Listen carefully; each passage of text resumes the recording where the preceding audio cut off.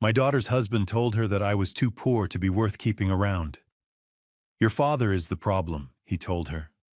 My daughter believed him and gradually drifted away from me. 2 years later, believing he had successfully isolated my daughter, he filed for divorce and hired a lawyer to seize all of my assets, brimming with confidence in his plan. However, that was until his lawyer discovered secrets he could never have imagined. That was the day he realized he had accidentally sent the email of his plan to me instead of his accomplice. The fact that you're here means something to me. Before we go further, drop your country or city in the comments. Let me know where in the world this story is reaching. Note this narrative includes fictional elements crafted for entertainment and reflection. Any resemblance to specific names or places is unintentional, but the weight of what it carries is worth sitting with. It is November of 2025, and I am sitting at the kitchen table in Harlow Ridge, Colorado, with a cup of coffee I have let go, cold, trying to figure out where exactly a story like this one begins.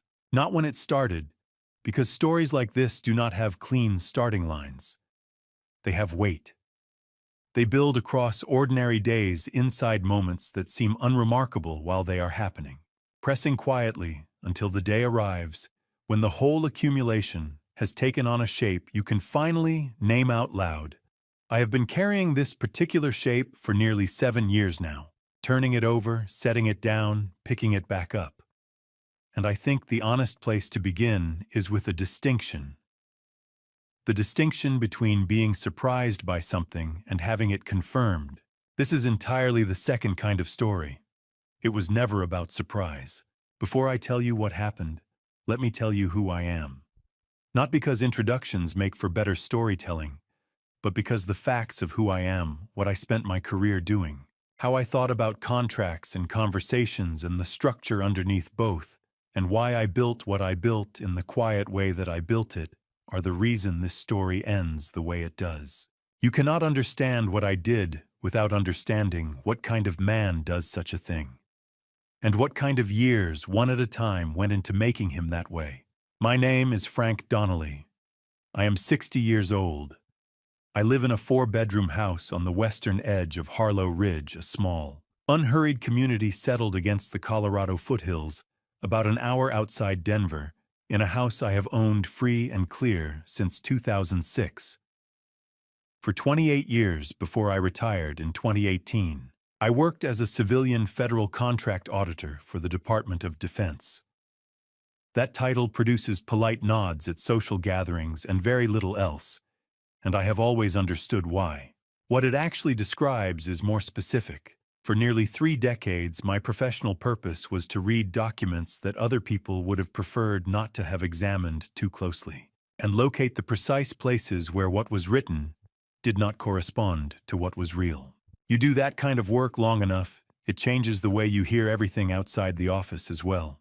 My first supervising director, a man named Harold Bates, who held our division together for 16 years on black coffee and an unhurried, relentless form of attention, said something to me in the early part of my second year that has never fully left me.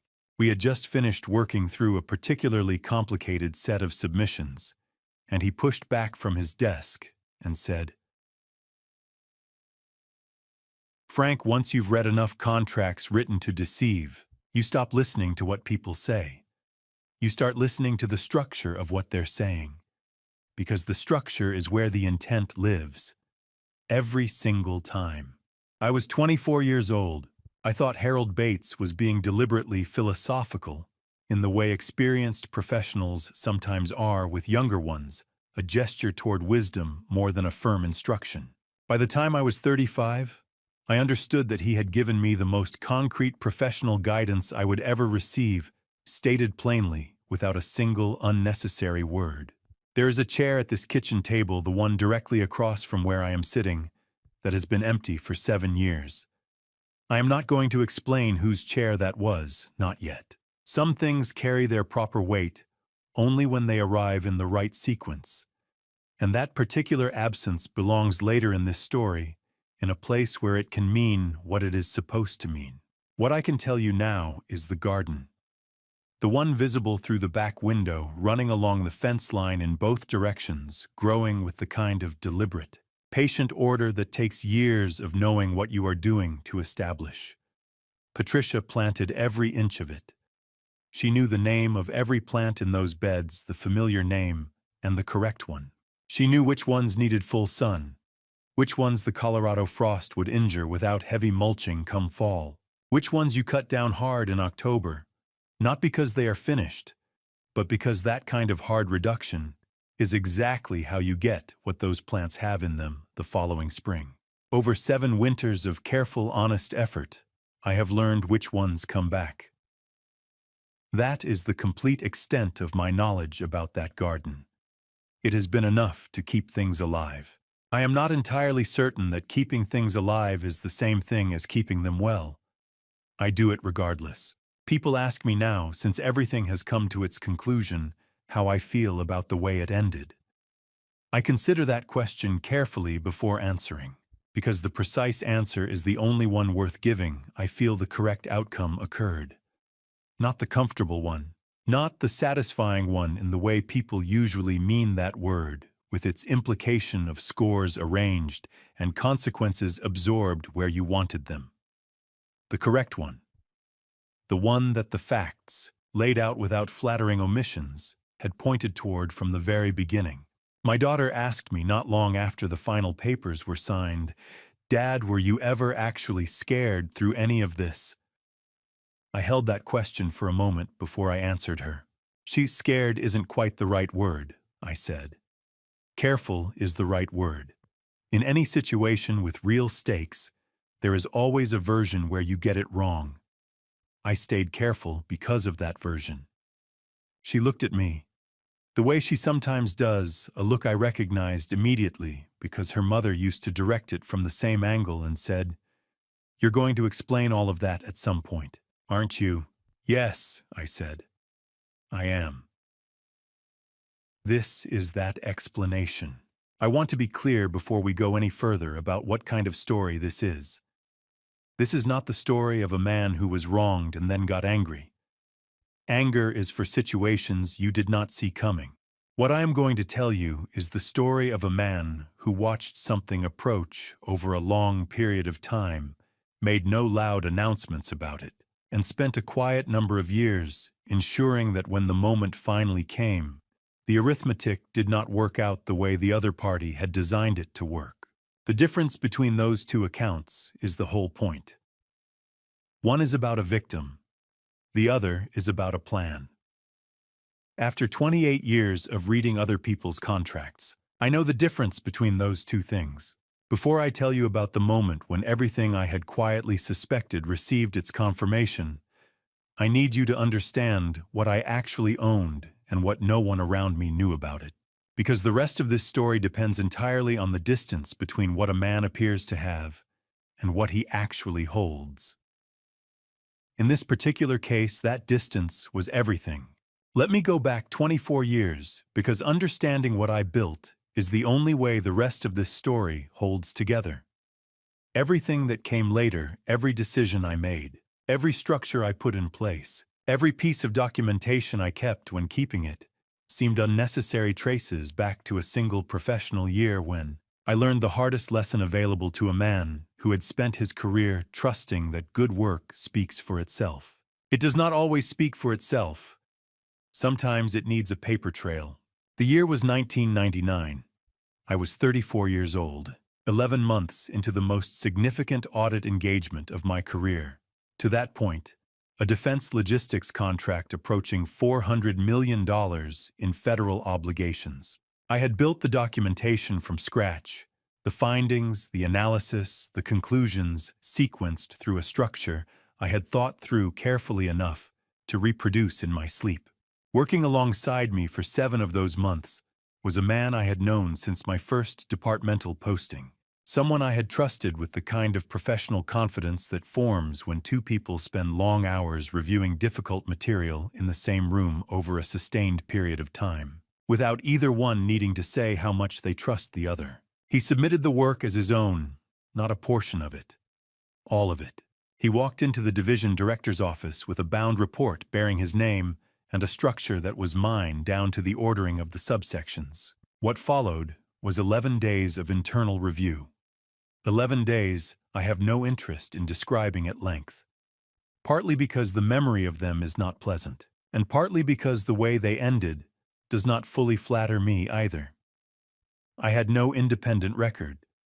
I had treated the working relationship as its own form of documentation, which is the kind of professional reasoning that seems logical until it costs you everything. The division ultimately ruled in my favor, but only narrowly, and only because an administrative clerk had retained a set of draft timestamps the other man hadn't thought to locate and destroy. His oversight, not my preparation. Afterwards, standing in the corridor outside the director's office, the man passed me on his way toward the elevator. He did not slow down. He looked at me with a steady, perfectly managed expression and said, "You got lucky, Frank." Then he kept walking. I stood in that corridor for a long time after he was gone. I was 34 years old, and what I understood standing there was simple. The most dangerous place to keep something that belongs to you is inside a relationship you haven't bothered to document. Memory is not ownership. Trust is not a filing system. Structure is the only thing that holds when the surrounding conditions change. That principle became the architecture of everything I built afterward. Beginning in 2001, I started constructing a financial life in parallel with my government salary. Quietly, methodically, with exactly the deliberateness I applied to the audit work itself. I understood from professional experience that the visibility of a thing and the value of a thing are entirely separate matters, and they do not need to be connected. I drove sensible cars, a 2012 Jeep Cherokee, by the time any of this becomes relevant to the story. I did not join a country club. I did not discuss money as a social subject. I let people construct whatever financial picture they wanted to construct from what they could observe, and I took no interest in correcting it. What a man appears to own and what he actually owns are different ledgers. Most people only ever see one of them. Here is what the other one contained. A house in Harlow Ridge, Colorado, purchased in 2006, paid in full that same year, carrying no mortgage and no lien against it. Current market value at the time of this story, $920,000.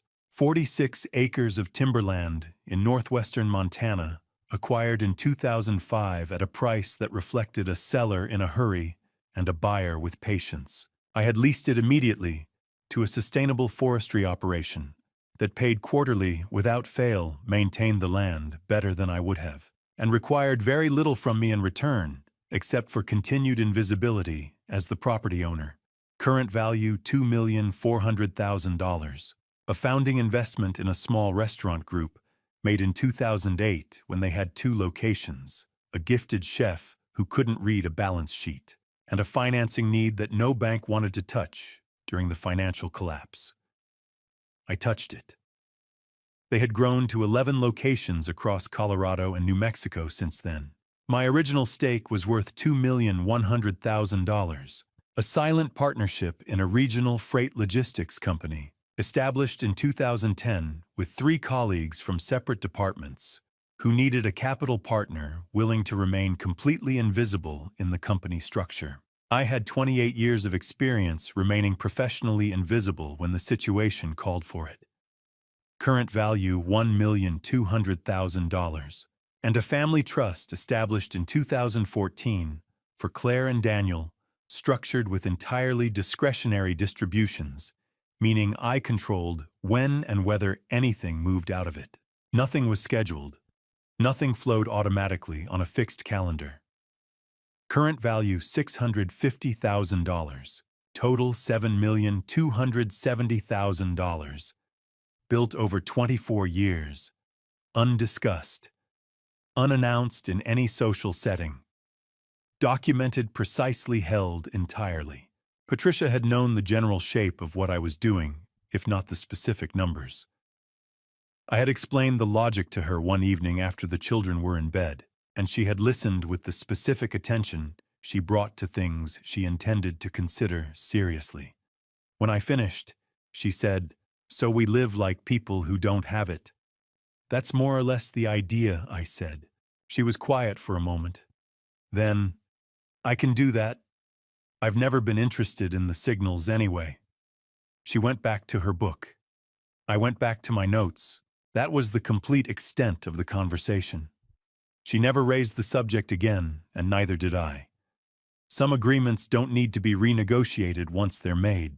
By November of 2019, when Marcus Webb arrived at my front door, carrying the correct bottle of wine and the prepared expression of a man who had done his research, he was looking at a retired federal auditor in a modest house in a quiet Colorado community, driving a used Jeep with no visible markers of anything beyond a comfortable government retirement. Whatever financial picture he assembled from that observation was probably reasonable for a man of my general profile. He was not wrong about what he could see. He had simply assumed that the ledger he could see was the only ledger there was. None of this would have mattered at all if the man my daughter married had been the man she believed he was. But Marcus Webb had been studying other people's financial arrangements for considerably longer than I had been watching him, and he had been doing it with a very specific kind of purpose. I just didn't understand that yet. What I also didn't yet understand was that he hadn't arrived at my table entirely on his own instinct. He'd had help finding the door. Before Marcus Webb, there was Patricia. And before I can tell you anything that came after, I need to tell you about the afternoon 6 months after we buried her, when I found the letter she had never finished writing. Patricia Donnelly was not a woman who expressed herself in the way most people expect love to be expressed. She did not use the word casually. In 31 years of marriage, I heard her say it deliberately with intention, which meant I always knew exactly what she meant when she said it. She communicated through attention, through remembering 3 weeks later, something you had mentioned in passing and following up on it without being asked. Through the garden she built in the yard over the course of a decade, planting what she planted. Not because it looked good, but because, as she told me once, everything worth keeping needs something to keep it. That principle extended in her view to plants, to people, and to the specific kind of silence between two people that means more than conversation. She grew peonies along the south fence, lavender beside the back gate, a climbing rose against the rear wall that required 3 full seasons before it produced a single flower. She was patient in a way I admired and could not replicate. She tended those plants in the early mornings before I was properly awake, and she knew what they needed, the way you know the face of someone you have been watching for 30 years. Not because you cataloged them, because you were paying attention all along. She died in October of 2018. The medical term was a cardiac event, sudden, severe, unsurvivable. She was 57 years old. The week before, she had been tired in a way she mentioned once, casually, and I had taken at face value. I have thought about that particular failure many times since, and I have not yet found a way to be at peace with it, which is perhaps how it should be. Claire was 29 when her mother died. She flew in from Denver the following morning and stayed for 2 weeks without being asked. I watched her move through those 14 days in the specific way I imagined she had learned to move through.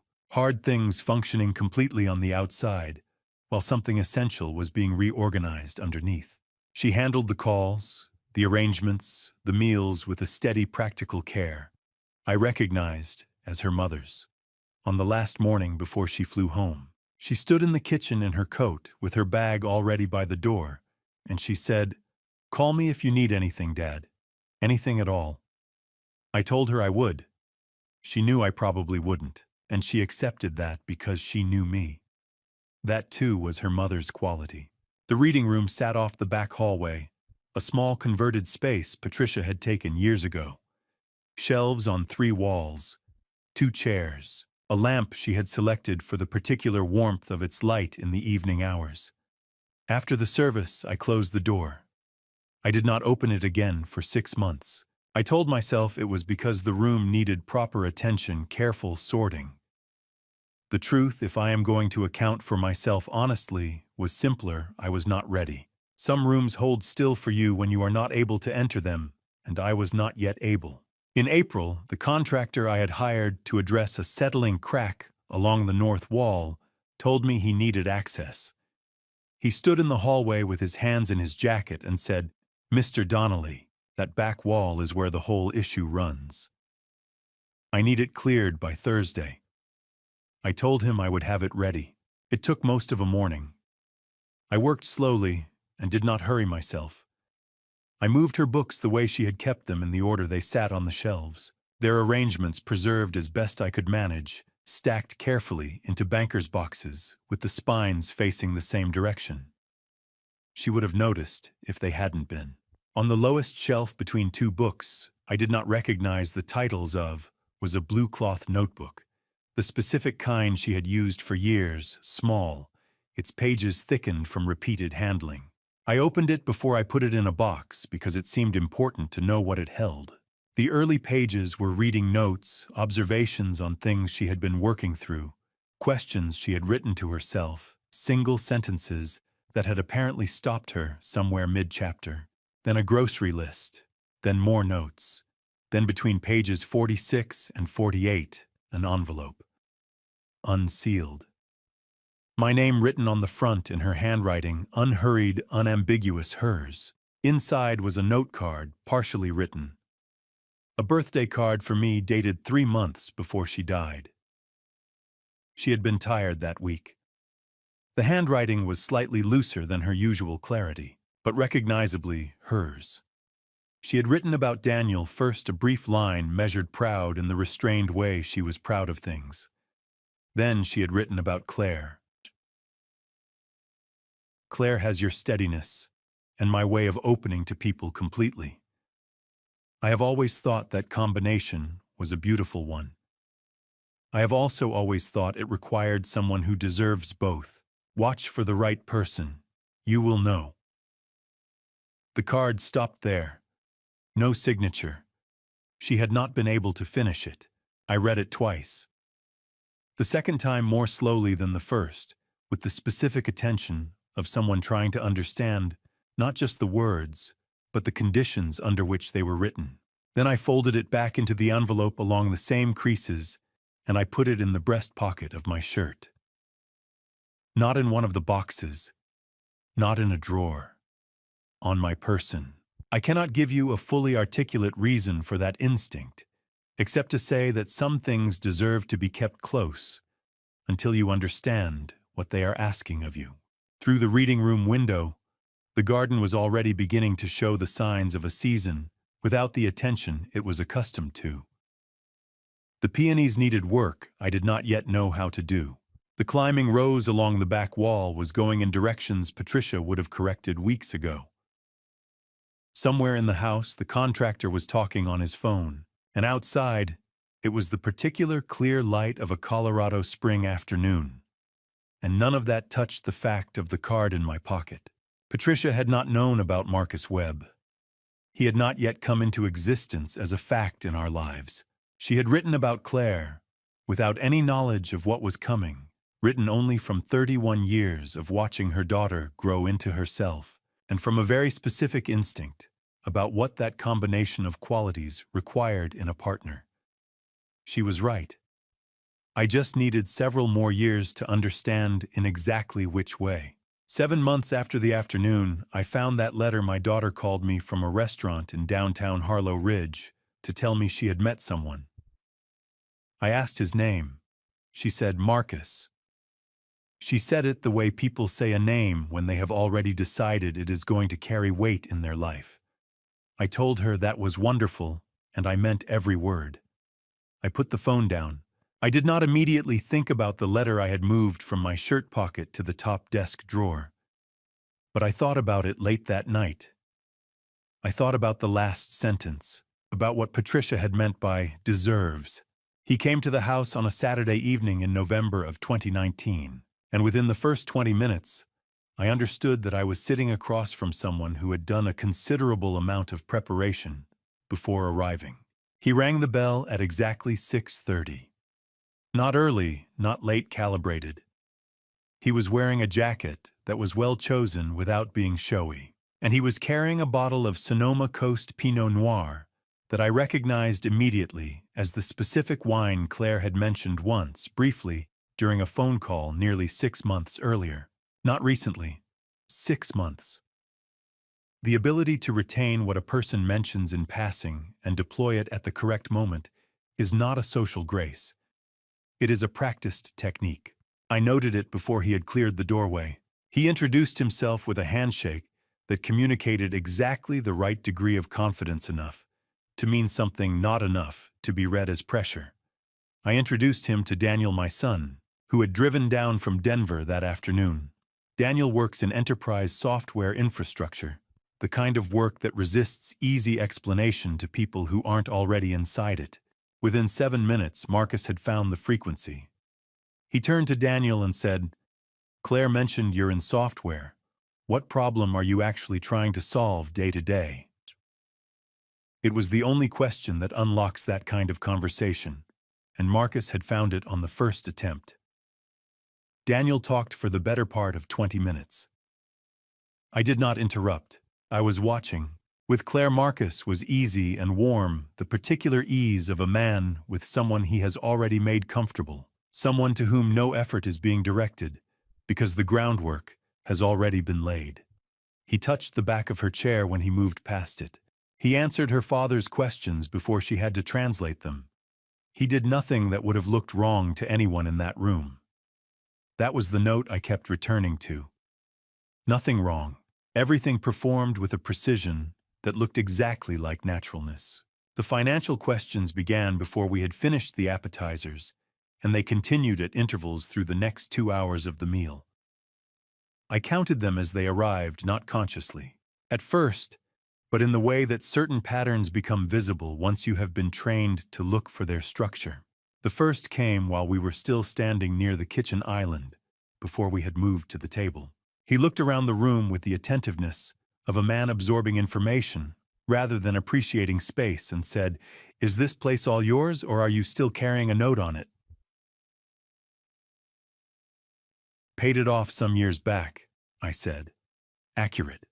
Minimal. Nothing that required a follow-up. He nodded as if I had confirmed something pleasant and moved on.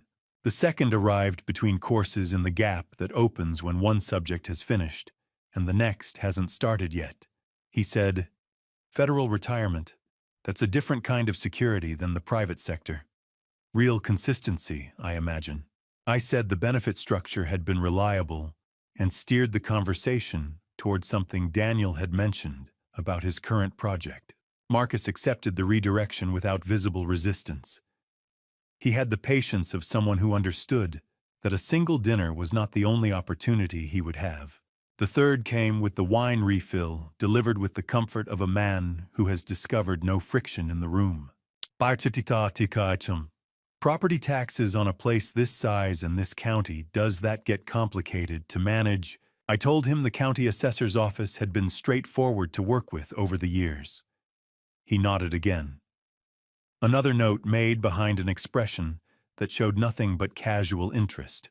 The remaining 8 questions were spread across the next hour and a half, about the Jeep Cherokee in the driveway, about how long I had lived in Harlow Ridge, about whether I had kept active with colleagues from the department, about what I found worth doing with time, now that the workdays no longer had the same shape. Each question arrived inside a larger conversation, dressed in the clothing of interest, spaced at intervals that prevented them from clustering into something that might have felt like an interview. The craft of it was real. If I had not been counting, I might not have noticed how many there were. Daniel noticed none of it. He was open and unguarded and generous with information about his own life, in the way that a person is when he feels genuinely at ease with someone, which Marcus had made happen deliberately and made look effortless. I did not fault Daniel for this. There is nothing wrong with being comfortable in your own home with a man your sister cares about.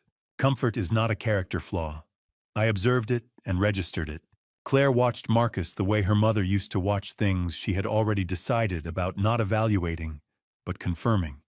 The decision had been made. She was at that stage of watching where you show people where you already stand, rather than asking for their permission to stand there. I knew that look well. I had spent 31 years watching it settle across the same face a generation earlier. I answered every question, the way I had answered questions in federal audit interviews for 28 years, enough to satisfy the surface requirement. Nothing that provided real structural information. Complete in form, empty in content. I had not practiced that balance in any social context before. It had not occurred to me that I might need to. When they left Claire with a kiss at the door, Marcus with the same measured handshake he had arrived with, I stood in the doorway until his car reached the end of the street. Then I went inside and walked to the kitchen, where I keep a small spiral notebook in the second drawer beside the stove. I sat down at the kitchen table and wrote the date at the top of a clean page. Beneath it, I wrote down all 11 questions in the sequence they had arrived, with the framing intact, not just the subject, but the specific angle of approach and the surrounding conversation each one had been embedded in. I wrote them the way I had been trained to document audit observations, not what I thought they meant, but exactly what they were. When I was finished, I read the list from the beginning. 11 questions about property ownership, retirement income, asset management, and financial structure, delivered over the course of a dinner by a man who had been seeing my daughter for 3 weeks. Framed well, spaced correctly, impossible to object to in isolation, unmistakable in aggregate. Nobody asks 11 financially specific questions at a first family dinner unless they have had reason to learn how to ask them. I put the notebook back in the drawer. The driveway was dark. The November evening settled into the yard outside. I had no documentation of intent. I had a list of questions and a professional instinct about what the list meant. In 28 years of federal auditing, I had learned that moving before you have documentation does not close a problem. It announces you and creates 2 problems where there had been 1. I was not going to announce myself. Not yet. The 22 months between that first dinner and the wedding were on the surface exactly what a father hopes to see when his daughter finds someone she is serious about. Marcus came to the house regularly. He remembered things which, as I have come to understand, a skill that can mean very different things depending on what a person does with what they remember. He knew how I took my coffee by his 3rd visit and brought it correctly from the kitchen without being asked. When Daniel mentioned at dinner in January of 2020 that he had been reading about distributed system architecture, a book arrived at Daniel's apartment 4 days later. The specific text that led the current literature on the subject, with a brief handwritten note. When Claire, on some occasion, I was not present for, had spoken to Marcus about her mother, the details found their way into family conversations at exactly the right moments, a reference to the garden, an acknowledgement of a date that mattered. These were not the gestures of a man who cared. They were the outputs of a man who had been listening carefully and understood the value of what he had heard. I noted all of it. I said very little. In the spring of 2020, Daniel and I were standing at the kitchen counter after a Sunday dinner, while Marcus and Claire were in the living room. Daniel watched them for a moment and said, "He's good for her dad." I considered the statement. "He's very good at this," I said. Daniel looked at me. "That's the same thing." I did not explain that it was not. I did not have sufficient documentation to explain it, and I had been in enough professional situations to know that stating a conclusion you cannot yet support creates more difficulty than silence does. I picked up my coffee and let it go. Claire had done what most careful people do when they are becoming serious about someone. She had searched Marcus's name online from more than one angle over more than one sitting. She found nothing that concerned her. A professional profile and some real estate development postings. No red flags, no inconsistencies. What she could not have known, what neither of us understood until much later in this story, was why certain things were absent from that search. What I eventually learned was that Marcus had been previously married briefly to a woman in Tucson, Arizona. The divorce had been processed through a small rural county court, whose physical records had not yet been transferred to any digitally searchable system at the time Claire was looking. It was not that the record didn't exist. It was that the record existed in a format that required knowing exactly where to look, and provided you were in a different state. With no specific reason to search that particular county, you would find nothing. I came to understand later that this was not accidental. A man who plans carefully chooses the coordinates of his prior history the same way he chooses everything else. The wedding took place on a Saturday in September of 2021 at a small venue in the foothills west of Harlow Ridge that Claire had found and planned almost entirely by herself. The weather was what September in Colorado can be when it decides to cooperate, the mountains sharp and clear to the west, the air carrying that particular dry warmth that feels like the last honest thing before the cold moves in.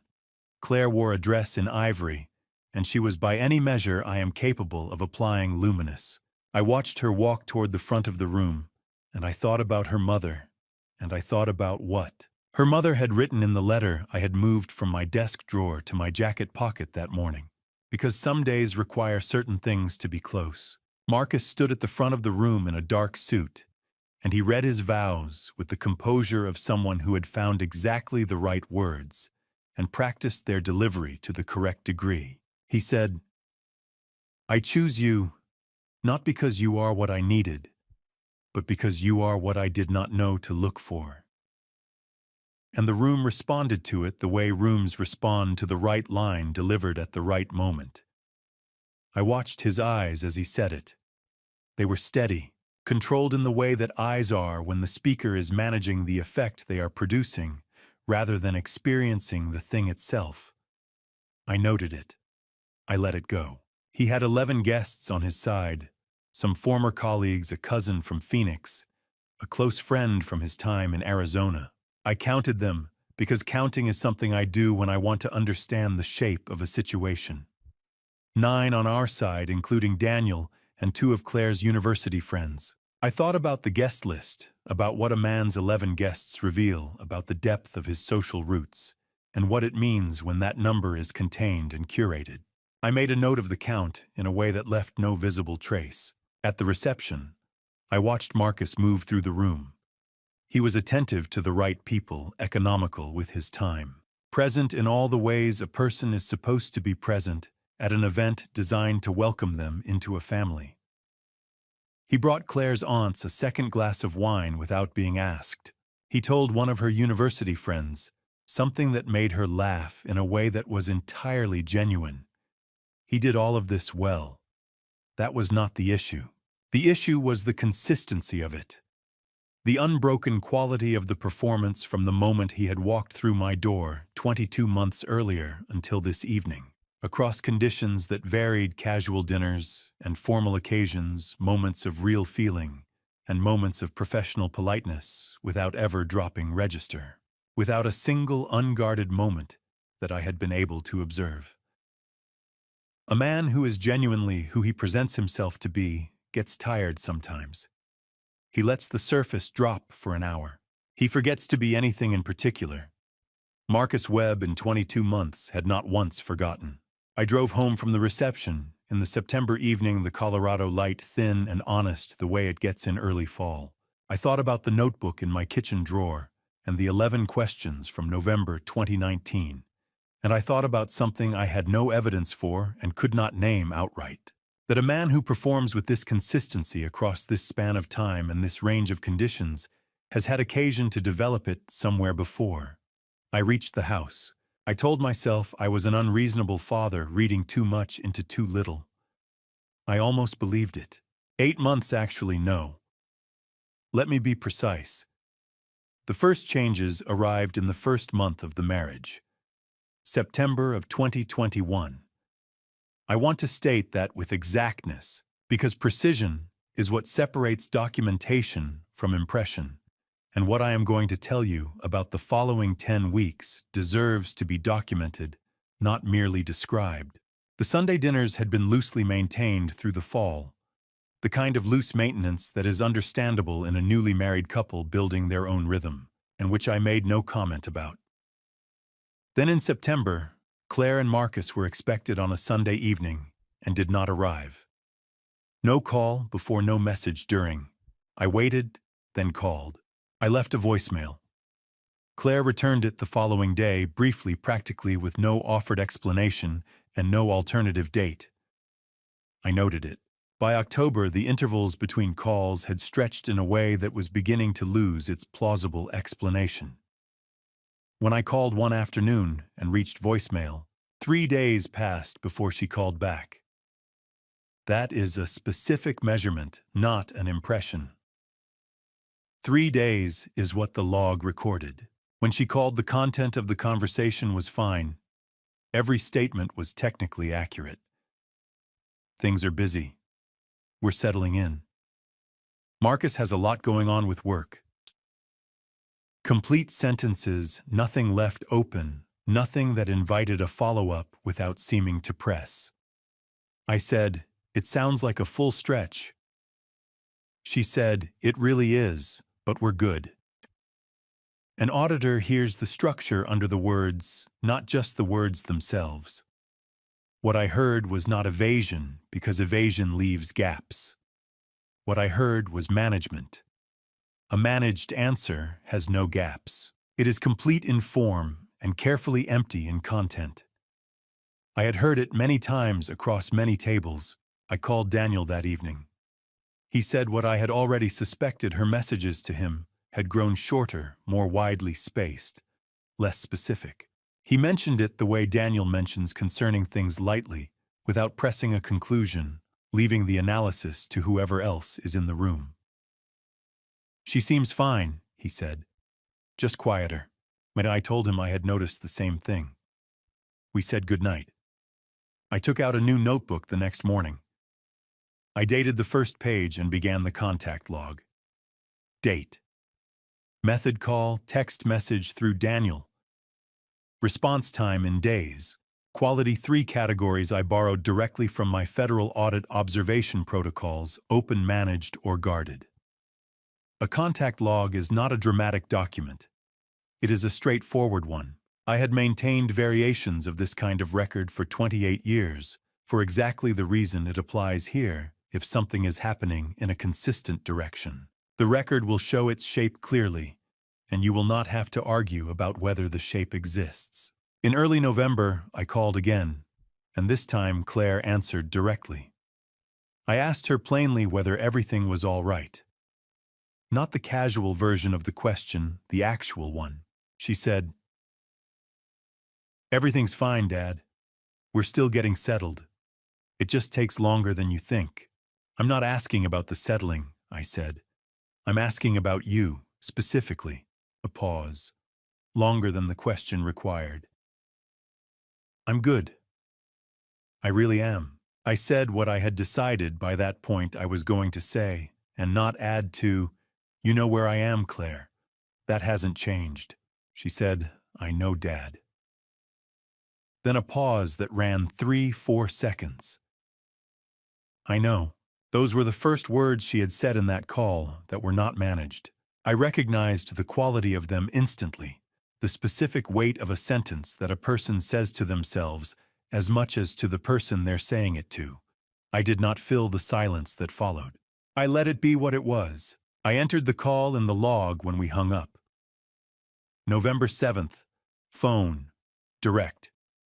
Managed with isolated exception. Then I closed the notebook. I sat at the kitchen table for a long time in the November dark. The garden outside was bare and still. Nothing was asking anything of me in that moment, except to think clearly about what I was going to do, which is a thing I am reasonably practiced at. I made 3 decisions. The first, I would not call more often than she called me. Whatever was happening inside that house, a father calling repeatedly from the outside would not help.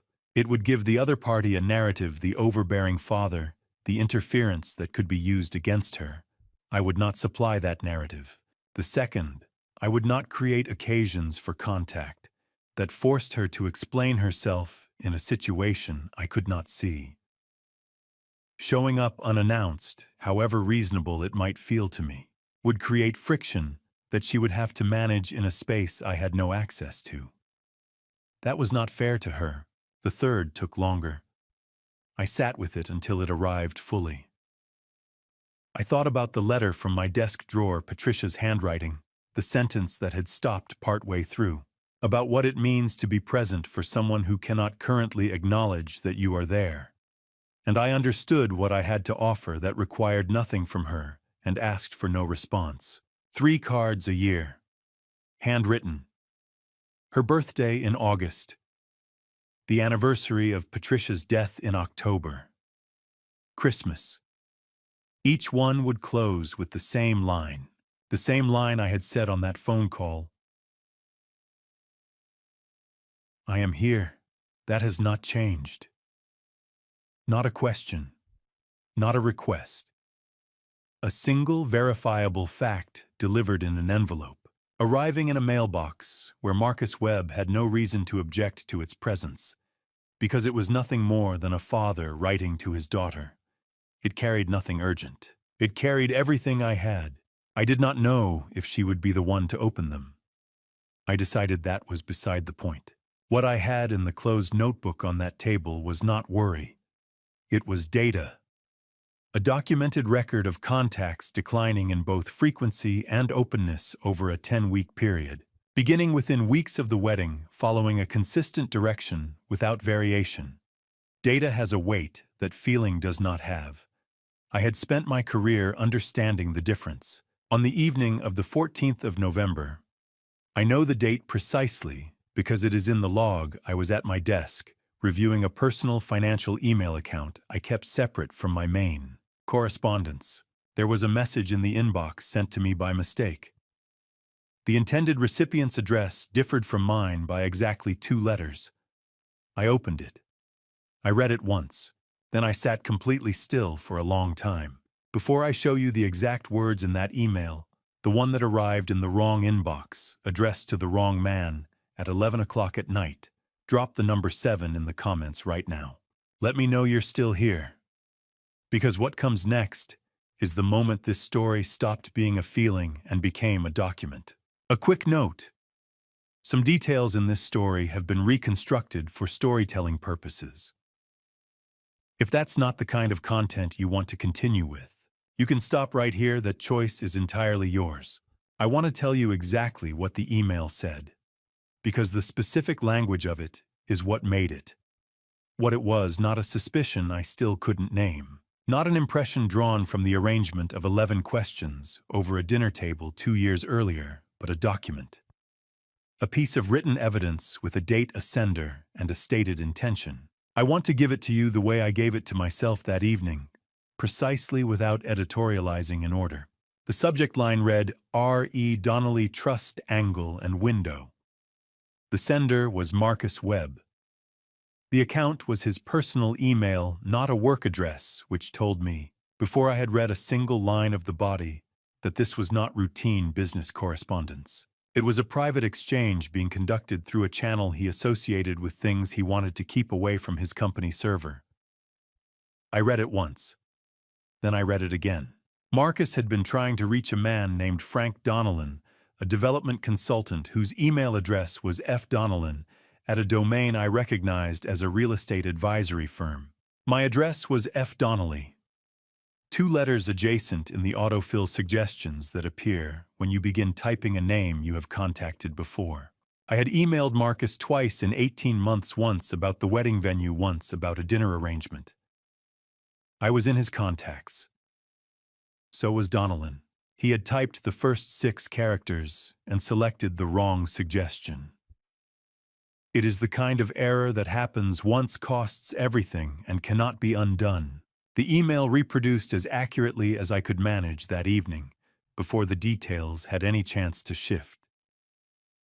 Frank, following up on our Tuesday call regarding the Donnelly situation. I've had a chance to review the trust documentation Claire mentioned, and I think there's a workable angle here. The annual distributions her father has been providing, if we can characterize those as marital income under Colorado statute, she has a current beneficial interest in the trust itself. That's accessible in a dissolution proceeding. Need you to look at whether the discretionary language in the original document gives us the room we need, or whether we're going to run into a wall there. If the language is tight, we'll need a different approach. The window we discussed is still Q3 of next year. Both projects need a cash position by then that I don't currently have. This is the most direct path. Keep the trust angle away from Claire for now. I don't need her asking questions before we've mapped the full structure. I put the phone down on the desk slowly in the deliberate way of someone who wants to be careful with small motions, because the larger situation requires steadiness. I read the email a second time. What I felt reading it the second time was not what most people would expect. It was not fear. It was not anger.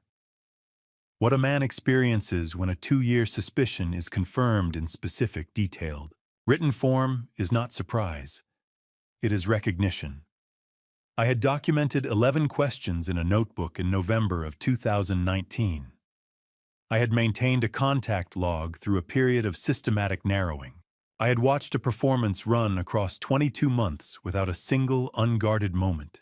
Recognition, when it arrives, carries a particular quality of weight, not the sharp weight of something new, but the settled weight of something that was already there. I knew what I had. I needed to be precise about what to do with it. I printed the email. I did not save it only to the screen because screens are not documentation, they are displays, and displays can be argued about. I printed it, waited for the page to come through, held it, read it one more time from the physical paper. Then I put it in a manila folder I took from the second drawer of my desk. I stood up and went to the kitchen. The coffee I had brewed that evening was still in the pot. I poured it down the sink. I have done many things in my life out of habit, and the majority of them are worth examining. And this is one I have thought about since. Why, at that specific moment, did I pour out coffee that was still usable and make a fresh pot? I think the honest answer is that some moments require a deliberate act to mark them. The old coffee belonged to the evening before I had read the email. I was now in a different evening, and it required something fresh and intentional. I made a new pot. While it brewed, I went back to the desk. In the second kitchen drawer, not the study, the kitchen, where I had kept it, since November of 2019, was the small spiral notebook with 11 questions written in my handwriting on the second page. I took it out and brought it to the folder. I put both items inside. The notebook from 2 years ago, containing the questions a man asks when he has already decided what he is looking for, and the email from tonight, containing the mechanism he intended to use to get it. Together they told a clear story. Not an impression, not a concern, a documented pattern of intent with a 2-year span and a specific legal strategy. 28 years of reading fraudulent government contract submissions teaches you to recognize what a specification document looks like. It does not look like a crime. It looks like a plan that is still in motion, organized, professional, using the language of legitimate procedure. That is what I held in the folder. A plan that had been set in motion by a man who believed he understood the asset structure he was working against, and who had made his timeline contingent on that structure remaining exactly as he had assessed it. He did not know that the assessment was wrong. I had not told him. I had not told anyone. I stood at the kitchen counter with the coffee and looked out the back window at the November dark. The garden was a silence of bare shapes. Patricia's peonies were under the ground, doing what they do in winter, not dying waiting. I stood there for perhaps 5 minutes. Then I picked up the phone and called Audrey Sims. Audrey was an estate attorney I had worked with for 14 years. She had drafted Patricia's will and handled the family trust documents in 2014, and she was the only lawyer I had ever trusted with information I genuinely did not want to become available to people I had not authorized. It was 9:47 in the evening. She answered on the second ring. "Audrey," I said, "I need to come in tomorrow morning." First thing, she did not ask what for. She asked the question that tells you what kind of professional you are dealing with. How serious, Frank? I considered the folder on my desk. I need you to tell me, when we're done, exactly how quickly everything I own can be made unreachable from the outside. 4 seconds of silence. Audrey processes information at a speed that most people do not recognize because she does not make any visible sign of processing it. Then she said, 8 o'clock. I said I would be there. I put the phone down and sat at the kitchen table with the folder and the coffee, and I thought about one specific thing. A man who has built his entire strategy around a legal theory about a trust structure he has never read closely enough is a man whose plan depends on the thing he has not verified. I intended to verify it for him.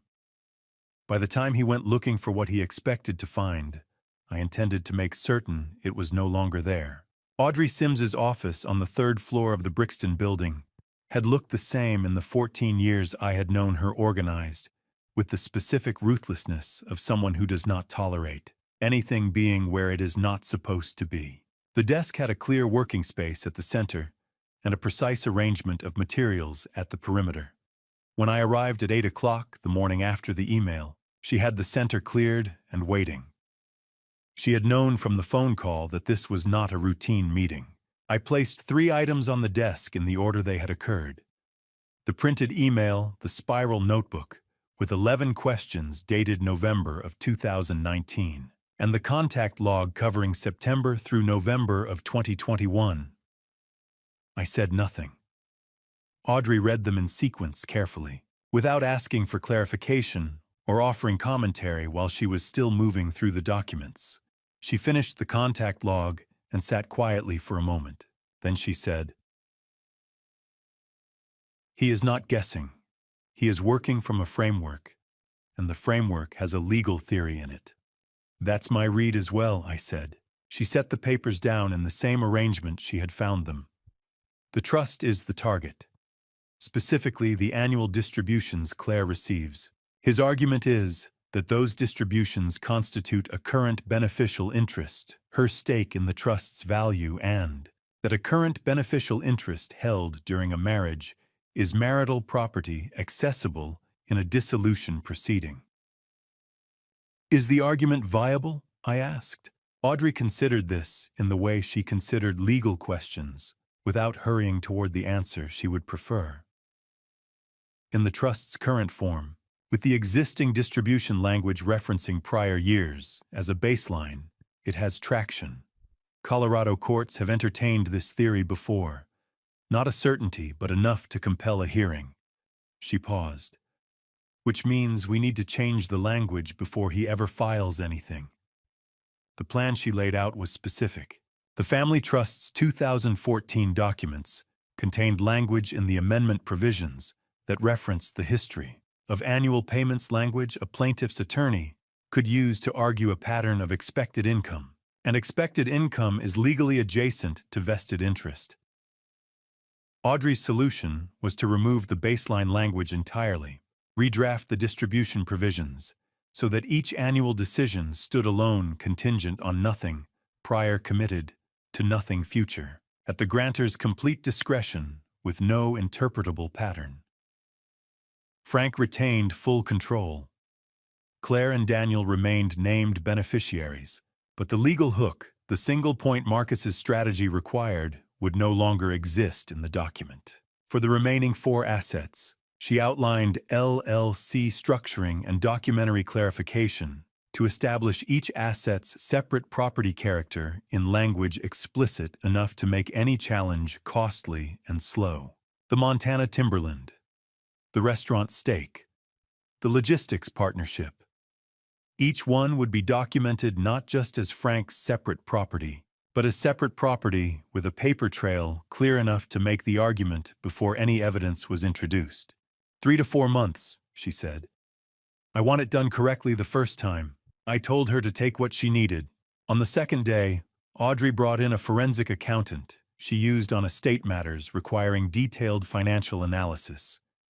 The woman's name was Lena. She arrived with 3 banker's boxes and a manner that suggested she had no patience for information that wasn't immediately useful. She did not introduce herself at length. She opened a box and began working, which I found more than sufficient. In the 2 weeks that followed, working from Marcus's publicly available business filings, county property records, and development permit applications, Lena assembled a financial picture of his current situation that the email had hinted at, but not fully described. He had 2 active commercial real estate development projects in District 4 of Harlow Ridge, both significantly over-leveraged. Combined outstanding debt, $3.2 million. The financing structure on both projects included repayment triggers tied to a cash infusion requirement by the third quarter of 2022. Without a substantial new capital position within 9 months, both projects would default. I read Lena's summary carefully. "He didn't want my daughter's assets," I said. "He needed them. The difference matters." Lena looked up briefly from the second box. "The timeline is the tell," she said. "This is not a patient strategy. This is a deadline." She was right about that. A man who wants something will wait for the right moment. A man who needs something in 9 months is already behind. A plan built around urgency is a plan built around the assumption that everything will proceed as designed. It leaves very little room for the structure it depends on to have already changed. Audrey had established the working protocols from the first meeting. All correspondence routed through her office's P.O. box, no calls to Frank's residential address. No documentation mailed directly to the house. I suspended my Tuesday golf arrangement with Ted, citing a knee that had been unreliable in the cold weather, which was not entirely false, and which I did not feel required further explanation. I wanted no visible change in my routine that might signal activity. At the end of March, Audrey called me in to sign the finalized documents. We worked through everything methodically, page by page, the amended trust language, the LLC registrations for the timberland and logistics partnership, the updated titling and documentation for the restaurant stake.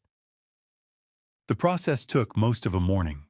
When the last signature was dry and the documents were ordered, Audrey straightened the stack and looked across the desk.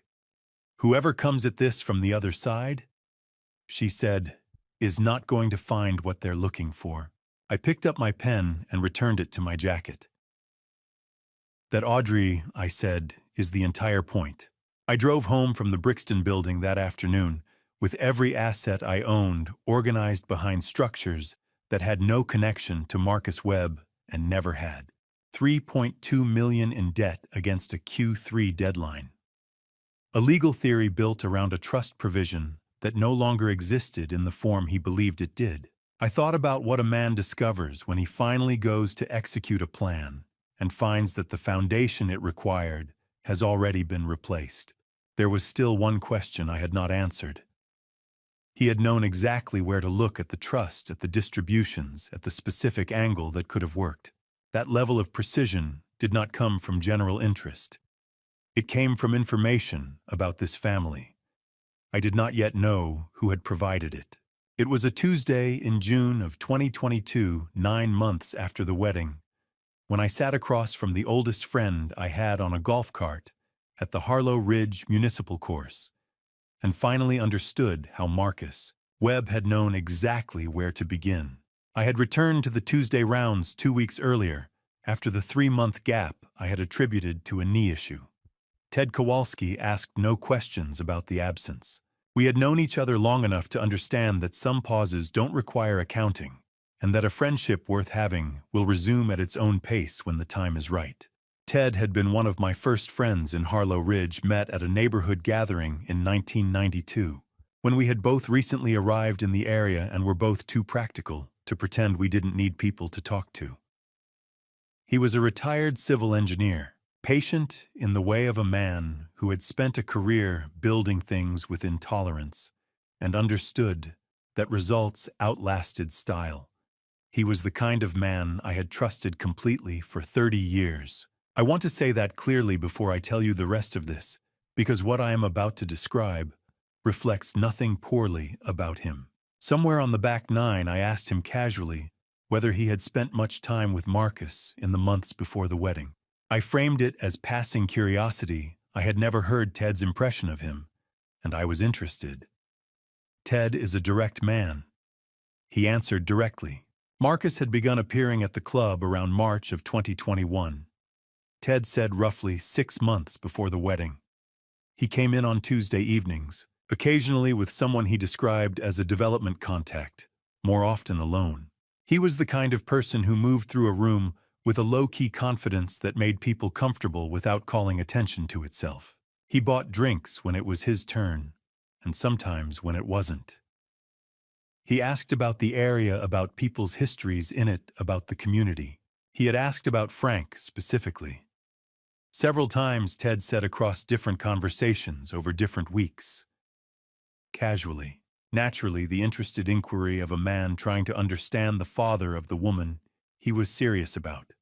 Ted had told him what he knew from 30 years of Tuesday golf, that Frank valued privacy above most things, that he drove an older car and lived without visible markers of anything exceptional, that in 3 decades of friendship, he had never once raised money as a topic of conversation, which Ted had always taken as the habit of a man who was comfortable and didn't need to perform it.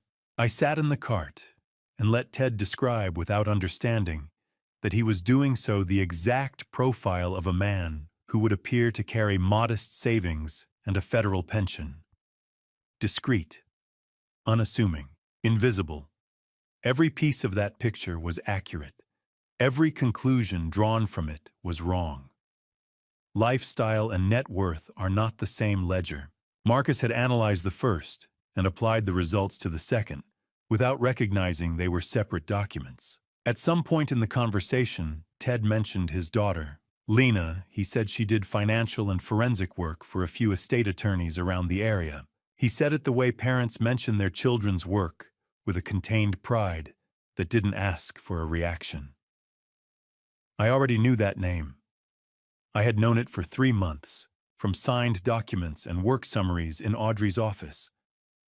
What I had not known until Ted said it in a golf cart in June was that the Lena who had arrived at Audrey's with 3 banker's boxes and a methodical impatience was the same person as Ted Kowalski's daughter.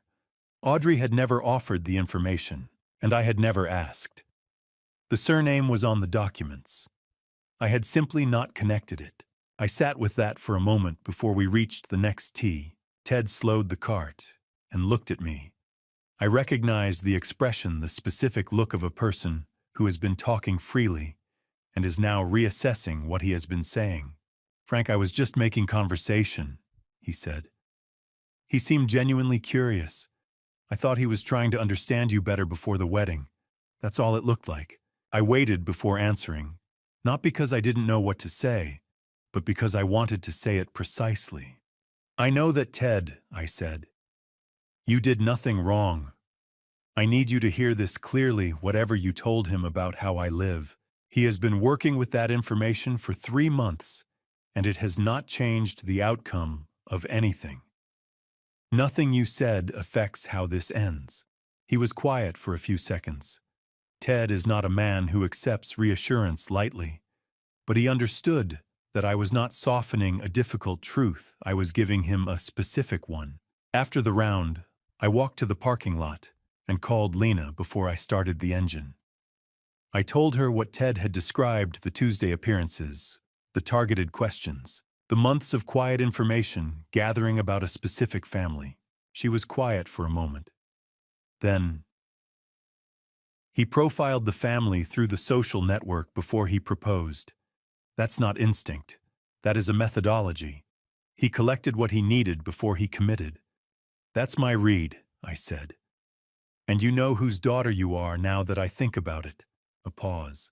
"My father told you just now." She said, "Good. That actually shifts something I've been working on about the Arizona connection. I'll send you something before the end of the week." I told her I would look for it and ended the call. I took out the notebook before I started the car. One entry, June 14th, 2022. Confirmed: Marcus conducted targeted social profiling of the Donnelly family through T. Kowalski, beginning approximately March 2021, 6 months prior to the wedding. Pre-proposal intelligence gathering, deliberate, structured. That was a specific kind of planning. Not a man who, in the course of becoming serious about Claire, happened to pay attention to what her family might be worth. A man who had completed the profile before he decided to proceed. The proposal came after the assessment was finished. I sat in the parking lot longer than I needed to.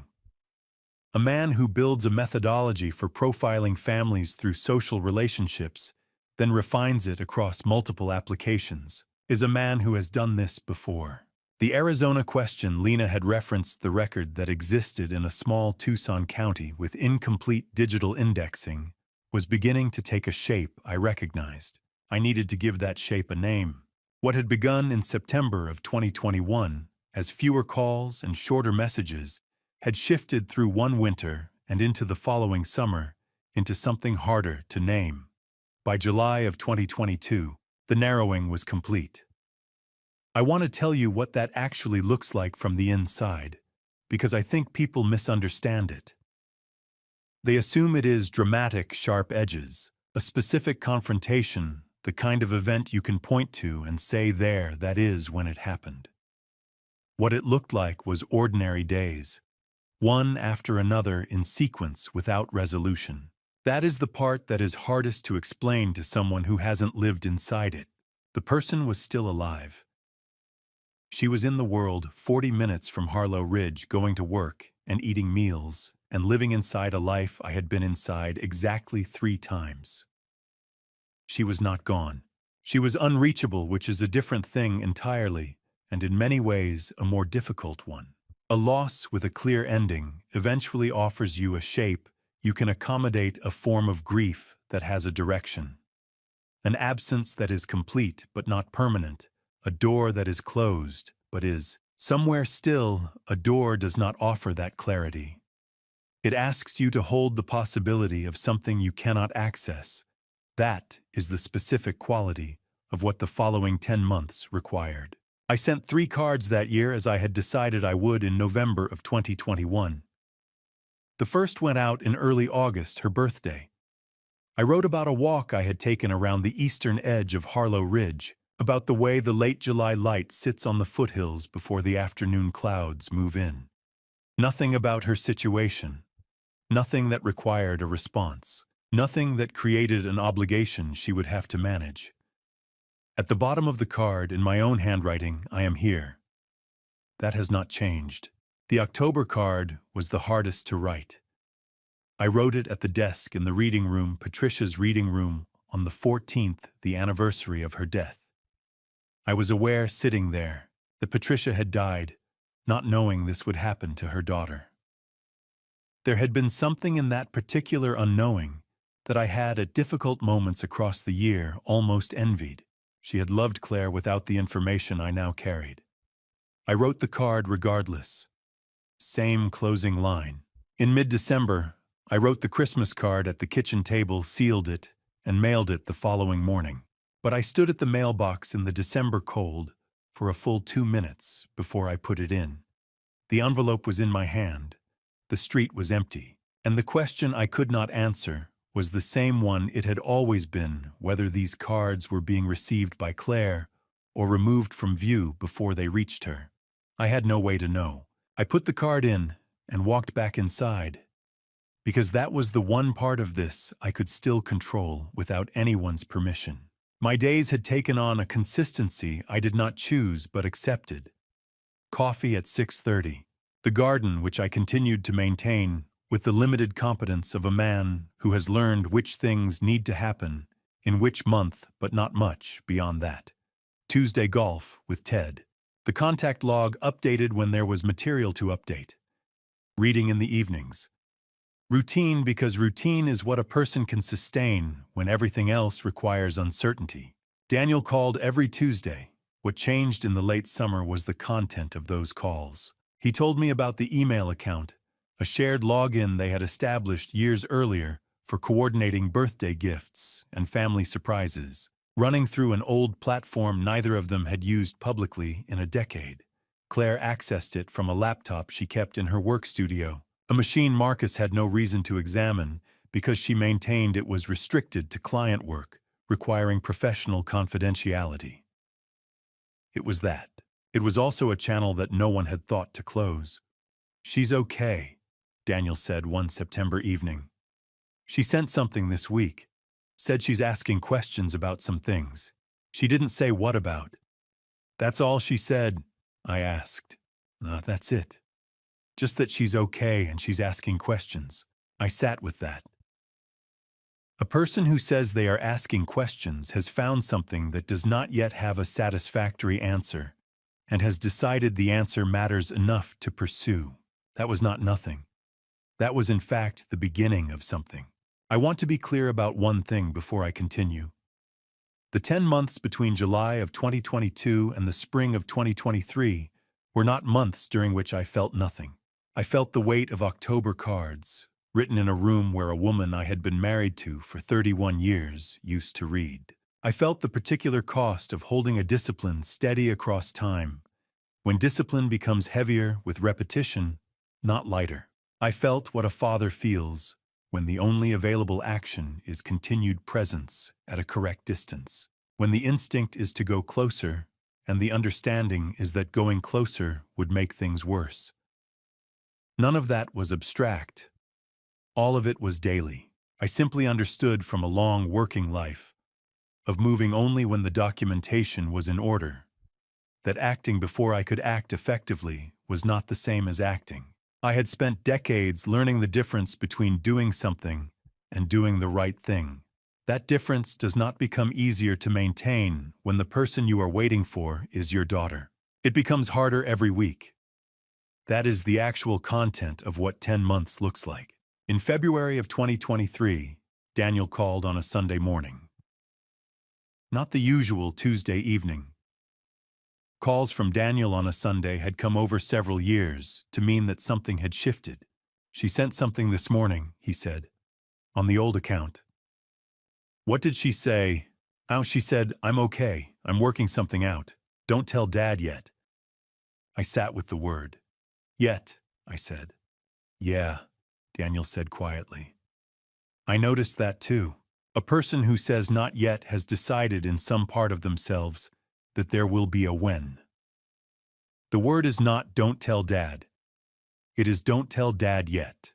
That single syllable carried an entire direction, a timeline that existed in her mind, even if I could not see its shape. She was working something out. She had decided there would be a moment to say so. I thanked Daniel and told him to let me know if anything more came through. I ended the call and sat for a while. Then I made one call the following Monday morning. Before I tell you what Victor Cass found in Arizona, inside those 3 bankers' boxes, in a courthouse, that almost nobody thinks to check, comment the word pattern below. If you've been listening carefully, you already know why that word is about to matter more than anything else in this story. A quick note, parts of this story include fictional elements built for illustration and reflection. Any resemblance to specific names or places is coincidental, but what it points toward is worth your full attention. In February of 2023, 2 days after Daniel's Sunday morning call, I picked up the phone and called a man named Victor Cass. Victor had spent 14 years as a state investigator before the institutional pace of government work and the professional freedom of private practice reached the point where the comparison became straightforward. I had worked alongside him on 2 separate contract fraud matters during my final years at the department, close enough and long enough to understand how he operated, which was with a particular combination of patience and precision I recognized and trusted. I gave him what I had: Marcus David Webb, full name, date of birth from the marriage license paperwork I had kept in the folder with the email and the notebook. Then I said, "I want the complete history, Victor. Start in Arizona." He told me he would be in touch. 5 months passed. Victor sent partial reports at intervals, not full conclusions, but confirmed fragments of detail that allowed me to track the shape of what he was finding without having the complete picture yet. I did not press for speed. My assets had been protected since March of the previous year. I was not operating under a deadline. I was constructing a record. In July of 2023, Victor came to the house on a weekday morning and placed a folder on the kitchen table. He sat briefly while I reviewed the first page, then said, "The Arizona piece is the piece, Frank. That's where it starts, and that's where it's clearest." He left shortly after. I read the remaining pages alone. Marcus David Webb, born Flagstaff, Arizona in 1986. No criminal record. No charges, no convictions, no civil judgments on file in any state where he had maintained residence. Employed in commercial real estate development across Arizona and Colorado over 15 years. His financial history showed a pattern of projects initiated with aggressive leverage that had, in several instances, required capital infusions that did not materialize as projected. Previously married to Renata Isabel Cruz in Tucson, Pima County, Arizona. The marriage lasted from August of 2015 to March of 2018. 29 months. Renata was 31 years old at the time of the divorce. Her father, Dr. Eduardo Cruz, was a retired vascular surgeon whose retirement from a multi-decade practice had been announced in the relevant medical community publications in the fall of 2014. His estate at the time of retirement was substantial and had not been organized behind any legal protection structures. The timing of Marcus's introduction into Renata's life, 7 months after her father's retirement. What followed was a specific sequence. A small, curated wedding, 42 guests, 11 on Marcus's side. A period of progressive social narrowing that, based on accounts Victor had located, through a combination of public records and a direct conversation with a person who had been in contact with Renata during the marriage, resulted in her becoming substantially isolated from her family within the first year. Then, in the third year, Marcus initiated the divorce. During the course of the marriage, Dr. Cruz had transferred approximately $760,000 into a joint checking account held by Marcus and Renata, structured as gifts to them as a couple for the household, for their shared future. Under Arizona's community property statute, funds deposited into a joint marital account are considered community property regardless of their external origin. The account carried no separate property designation, no trust structure, no documentation that might have established the funds as belonging to one spouse. Dr. Cruz had not known to build those protections. He had trusted the arrangement to be what it appeared to be. When the divorce finalized, Marcus received half of the account's balance, $380,000, legally obtained under the applicable statute. Documented in the county court's dissolution record, I set the pages down. There had been a father in Tucson who had not been prepared. That was the sentence I sat with, not as an abstraction about legal structure or financial planning, but as a fact about a specific man who had watched something happen to his daughter and had not had what he needed to prevent it. Dr. Cruz had given his daughter's household money in good faith and had not understood that without the correct structure, good faith is not protection. Marcus had understood the gap between good faith and structure. It was I recognized exactly the same gap he had identified in this family's finances. The gap that no longer existed. Victor's notes at the end of the report were concise. This does not appear to be opportunistic. This appears to be a practiced methodology that has been refined across at least 2 iterations. Subject demonstrates awareness of limitations encountered in the prior instance and has made deliberate adjustments in the subsequent approach. I read that paragraph 3 times. I had thought, during much of the preceding 2 years, that Marcus had identified me specifically, my background, my professional history, something particular to this family that had made it a target. Victor's report clarified this. He had not chosen this family. He had chosen families with a certain profile, a recently retired father, private in his financial habits, with a daughter at the right stage of her life, who had the combination of qualities that made her both valuable and vulnerable to a particular kind of sustained attention. He had researched this family to confirm it fit the category. The selection came first. The confirmation came second. That distinction required me to sit with something I had not fully anticipated. There was a woman in Arizona who had lived through an earlier version of what was unfolding here. A less refined version, one that had required adjustments for the second attempt. That thought arrived with a cold, settled quality of anger that had no outward expression and nowhere particular to go. I did not raise my voice. I did not require anyone to witness it. It was the anger of a man who has confirmed something and is now absolutely clear about what he is dealing with. I called Audrey. I went through the report's key findings. She listened without interruption and then said, "This changes the context significantly, Frank. If any part of this reaches a legal proceeding, this is not an isolated incident. It is a documented pattern with a prior instance. Courts look at pattern evidence differently than they look at a single case." I know," I said. "So good," she said. "Keep that report in a secure location." I thanked her and put the phone down. I thought about what Daniel had told me months earlier. Claire was asking questions carefully about specific aspects of Marcus's business activity. She hadn't said what she'd found. But careful people who become careful about something specific have generally found something worth being careful about. I thought about the letter in my desk drawer, the sentence Patricia had not been able to finish, and I thought about what it means when a woman who carries both steadiness and the capacity to open completely finally stops opening. It means she has found the door.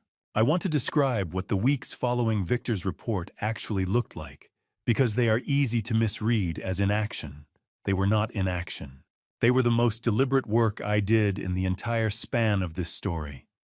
The kind of deliberate that does not produce visible output. The kind of careful that leaves no record except for a single journal entry that I wrote to hold myself accountable to a decision that was harder to maintain than any decision I made that had a clear forward step. The week after I received the report, I sat at the desk in the reading room with a blank page and mapped out what I understood to be the two available paths. The way I would have mapped competing approaches in a complex audit engagement, where the wrong choice of methodology would invalidate everything that followed. The first path, I approach Claire directly. I tell her what I know. I show her the report, the Renata Cruz case, the Arizona divorce, the methodology Victor had documented. I give her the full picture and let her draw her own conclusions from it. The problem with this path was not the information. The information was accurate, documented, and significant. The problem was the sequence it would set in motion. Marcus would find out, because information shared with a compromised line reaches the person controlling that line. He would know that I had commissioned a private investigation, that I had been building a record, that the asymmetry between what he believed I knew and what I actually knew, an asymmetry that had existed for nearly 2 years, was gone. A man who knows he has been investigated and is running against a financial deadline does not wait. He accelerates. He creates complications before the situation can become organized against him. I would lose the one structural advantage I had been holding without his knowledge. The second path, I continued to do nothing visible and allow Claire to reach her own conclusions through whatever process she was already engaged in. This path had its own cost. She was inside a situation with information I possessed, and she did not. There was something in that particular imbalance that required me to examine my own reasoning carefully to make certain I was making a strategic decision and not a comfortable one. The distinction was important. I called Audrey and presented both paths without stating which one I was inclined toward. She said, "Right now, he doesn't know what you're holding. That asymmetry is one of the most valuable things you have. If you give Claire the report and Marcus finds out, and he will find out, he knows you've been investigating him. He could accelerate or complicate things in ways that become very difficult to manage from a distance. He knows how to create conditions that are hard to untangle." "And if Claire finds it herself?" I asked. "Then she found it herself," Audrey said. He can't argue father's interference when the source is her own investigation. Whatever she decides to do with it, she decided. That's a completely different legal and personal position than her father told her. The strength of that position is significant. I thought about this for a long time before I said anything. 3 months, I said. If nothing has changed by November, I'll reconsider. That's reasonable, she said. After the call, I went back to the reading room and wrote in the journal for the first time in a way that was not purely observational. Not a contact log entry. Not a documentation of fact. A statement of reasoning and conditions why I was choosing this. What I was accepting by choosing it. And exactly what circumstances would cause me to reverse the decision. I dated it, signed it the way I sign official documents, and put it in the folder with the report and the email and the notebook. It was in the most literal sense I could apply a contract with myself, because the decision to hold significant information while someone you love remains in the situation that makes the information relevant is not a passive choice. It requires continued active maintenance. It gets heavier every time the phone does not ring. That was the work of the weeks following Victor's report. Not acting. Choosing specifically not to act for reasons that I had documented completely under conditions I had defined clearly. Renewable after 90 days. I had spent 28 years understanding the difference between an unmade decision and a made one. This was a made one. In early August, Daniel called. Claire had sent another message through the old account. He read it to me the way he had learned to read these messages, precisely without editorializing, with the awareness that I would want the exact language. She said, "I'm okay, working something out. Don't tell Dad yet." I listened to those words with a different quality of understanding than I had brought to them in February. 6 months earlier, the word "yet" had told me that a direction existed. In August, knowing what I knew from Victor's report, knowing what Claire had apparently been examining about Marcus's business activity, I understood that the direction was not hypothetical. She was moving. The "yet" was a timeline that existed in her mind and was getting shorter. She was protecting me from a conversation she was not ready to have while arriving steadily at the point where she would be. "She knows something," I said to Daniel. That's what I thought," he said. "She sounds different. The message sounds different." He was right about that. The February message had been the message of a person who had found something requiring investigation. The August message was the message of a person who had finished the investigation and was now working out what to do with what it had produced. That is a different quality of stillness. Not the stillness of not knowing, but the stillness that comes immediately before a person makes a decision they have already made. I told Daniel to continue with what he was doing and to let me know if she sent anything further. I thanked him and put the phone down. I picked up the journal and did not write anything new. What was already written was sufficient. 11 days later, on a Thursday evening in the second week of August, my phone lit up with her name on the screen. Not a message. Not an email through the old account. A direct call. Claire had not called me on an ordinary weekday evening at 11 o'clock at night in more than a year and a half. I set down what I was holding. I sat up straight, and I answered before the second ring had finished. I will tell you about that call as precisely as I can remember it, because it deserves precision, not drama. It was a phone call between two people who understood each other, and what made it what it was had nothing to do with the volume or the emotion. It had to do with the specific quality of honesty two people can produce when they have each in their own way. Been working toward the same understanding for a long time without comparing notes. I said her name when I answered. That was all. After that, I listened. 28 years of receiving investigative reports had taught me one absolute rule: you do not interrupt a witness who is recounting their testimony. Not for clarification, not for reassurance, not for any reason that serves the listener more than it serves the speaker. You let the account complete itself in the sequence it wants to take without imposing a different shape on it. Claire had called at 11 o'clock at night, with something she had needed to say for a long time. I was not going to put any shape on it except her own. What she had found began with a charge in the joint bank account. A legal consulting fee, she said, appearing regularly from the second week of the marriage, billed by a firm whose name did not correspond to any vendor in Marcus's active real estate project files, which she had quietly cross-referenced over several weeks. A firm she had not heard him mention, doing work she had not been told about, paid from the account they shared. She had traced the firm. It was registered in Arizona. The attorney on record had handled dissolution proceedings in Pima County. She searched those proceedings specifically, not Marcus's name in general, which had produced nothing on previous general searches, but the attorney's caseload and the year range she calculated based on the billing start date. Through a paid court record service, she located a 2017 dissolution filing Marcus David Webb, petitioner, and the respondent Renata Isabel Cruz. She had taken 2 days with that information before she said anything to him.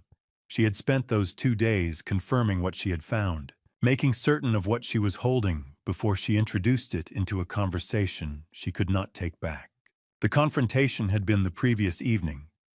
She told me he had denied it at first, a flat, immediate denial delivered with the specific steadiness of someone who had prepared a response for exactly this possibility. Then, when she showed him the documents she had pulled, the denial shifted into minimization. It was a long time ago. It was complicated. It had not been relevant to who he was now. When she did not accept the minimization, he shifted again. He looked at me, she said, and he said, "Be very careful about what you think you know, Claire." Not a question, a warning. She had recorded the entire conversation on the phone in her jacket pocket. She said without a particular emphasis on it, "I don't know if that was legal. I just did it." I told her that in Colorado, one person in a recorded conversation is sufficient consent, and that person can be the one doing the recording. She said she had not known that. I said it did not surprise me that she had done it regardless. Then she asked me the question I had known was coming since the moment I saw her name on the screen. "Dad," a pause. "Did you know about this?" I had thought about how to answer this question many times since July. I gave her the only answer that was available to me, which was the complete one. "I found out in July," when I said, "I made the decision not to bring it to you because I needed you to reach it yourself under your own conditions through your own process. I believed that if the information came from me, it would carry a different weight than if you found it yourself.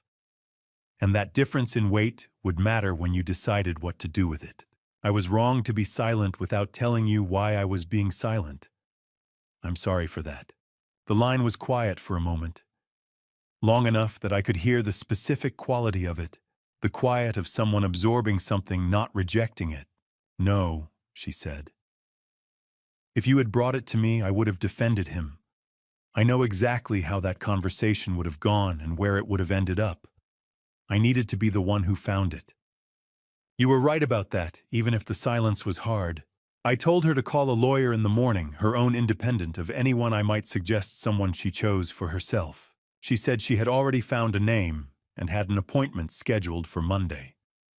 That answer arrived the way several of Claire's answers had arrived over the years, practical, a step ahead, already solved before the advice landed. I said, "When you're ready, only when you want to, I'd like you to call Audrey Sims." "Why Audrey?" she asked. "Because she's been prepared for this since the beginning of 2022, I said. "And Claire, you are not starting from behind in this. I need you to understand that." She was quiet again. Then she said, "He chose us specifically, didn't he? Not just me, the whole family. He did research." "Yes," I said. She sat with that for several seconds.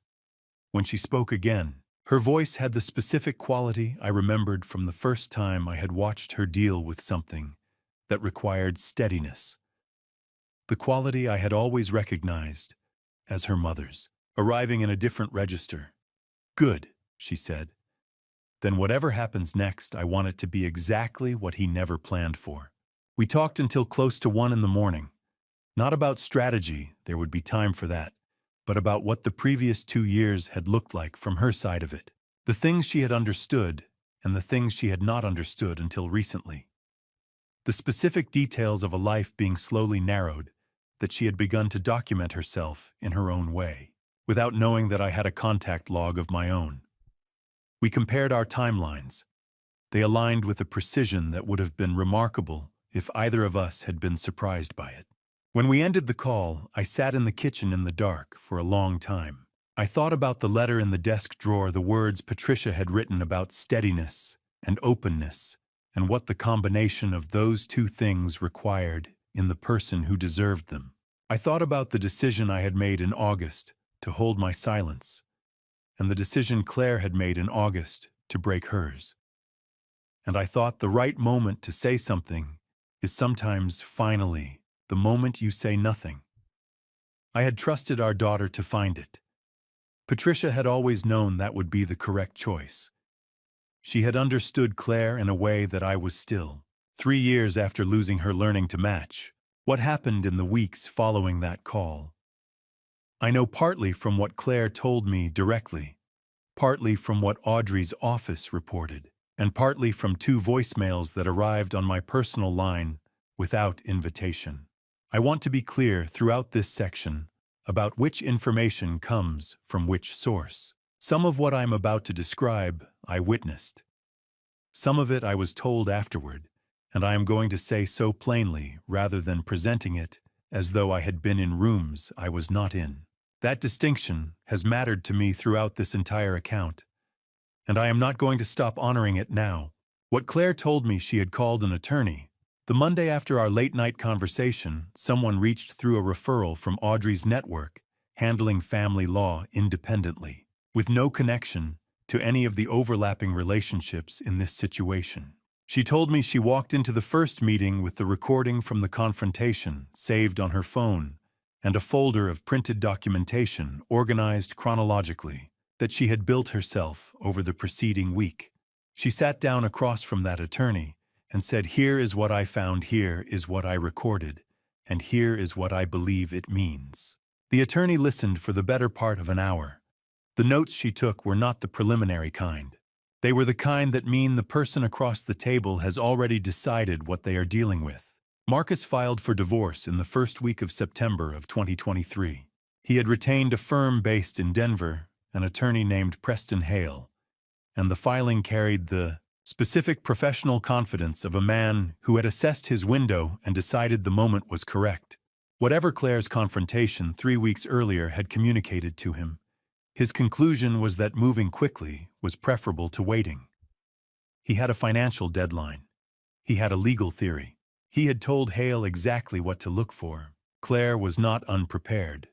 She had spent the 2 weeks since the late-night call building a response that did not require her to guess at what was coming, the recording, the documentation, and the attorney she had already retained. When the filing arrived, it arrived into a prepared position, not a surprised one. He had initiated what he believed was his execution. What he was actually initiating was the beginning of its failure. Audrey's office received the filing and Hale's initial correspondence that same week. Audrey handled the correspondence and noted it in the file. He also left 2 voicemails on my personal line. I listened to both before deciding to return neither. The first was controlled, positioned as reasonable concern for the situation, a request to speak, the particular warmth a person deploys when they need something from you. The second came 4 days later when the first had not been returned. The second was not controlled, and it was not positioned as reasonable. I noted the difference logged both in the record for the appropriate date and did not call back. There was nothing he could say to me that would alter the state of the folder in my desk drawer, and everything I needed to communicate to him would be communicated more clearly through the process that was already underway. Daniel drove down the day after the filing and stayed for a week. He settled in with the specific efficiency of someone who does not ask what is needed, because he has already looked at the situation and identified it. He helped Claire organize everything she had gathered, the recordings, the Renata Cruz documentation, the billing records from the joint account, the timeline she had constructed into a formal, chronologically structured document that her attorney could work with as a primary reference. My son built a chronological evidence record that an auditor would have produced with satisfaction. He told me about it afterward in the manner he uses for things he considers self-evident. She needed it organized, so I organized it. He had driven 4 hours and stayed a week, and that is the entirety of what he said about it. I met Claire for coffee at the end of that first week of September. She had chosen a small place in central Harlow Ridge, a corner table near the window that looked out onto the main street. The kind of window that gives you something to look at when you need a moment before you speak. I arrived to find her already there, both hands around her cup, watching the street. When she looked up and saw me come through the door, I understood something the phone had not been able to convey across 14 months of careful distance. She looked like herself, not the version that the previous 2 years had gradually constructed, the careful, managed version that communicated in short, structurally complete sentences. The version underneath that, the one that had been there all along, waiting for the conditions to return to something she recognized. We sat for a while without requiring much to be said. Some reunions don't need words to be what they are. The presence is the thing, and we were both present, and that was, for the first several minutes, entirely sufficient.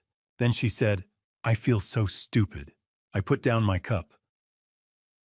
"You trusted the person you married," I said. "That is what marriage asks of you. It doesn't ask you to investigate. It asks you to trust. Stupid is running in a very different direction from that." She was quiet, looking at the street. "He chose us specifically. He researched us before he even asked me." "Yes," I said. She waited a moment. "Good."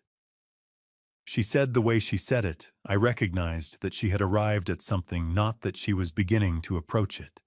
"Good," I agreed. She looked at me. "Why good?"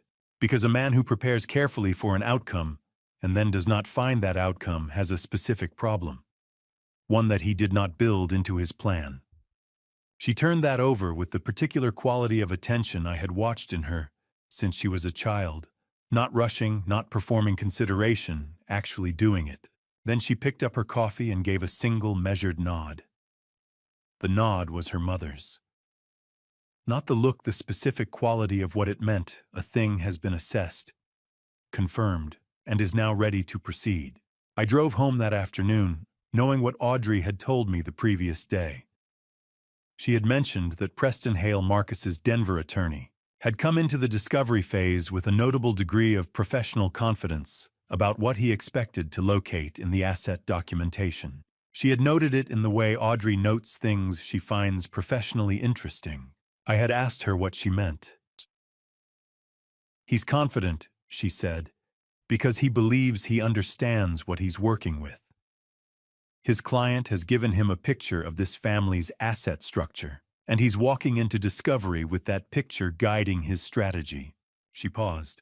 "He'll have a different understanding before long."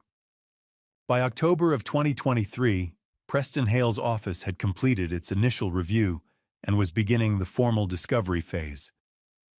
Discovery in a divorce proceeding is, in its way, a form of audit, a structured process of requesting documentation in order to establish what exists and what can be claimed. Having spent 28 years on the other side of that kind of structured inquiry, I understood with considerable precision what it feels like to go looking for what you expect to find and encounter instead a wall of documentation you were not prepared to deal with.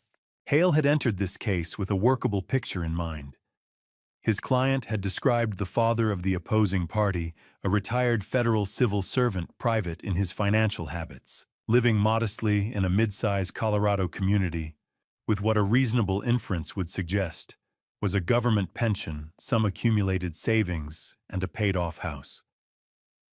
Based on that picture, his discovery strategy had a logical architecture. He would identify the beneficial interest Claire held in the family trust and use it as the entry point for a broader financial inquiry. Audrey sent everything he asked for.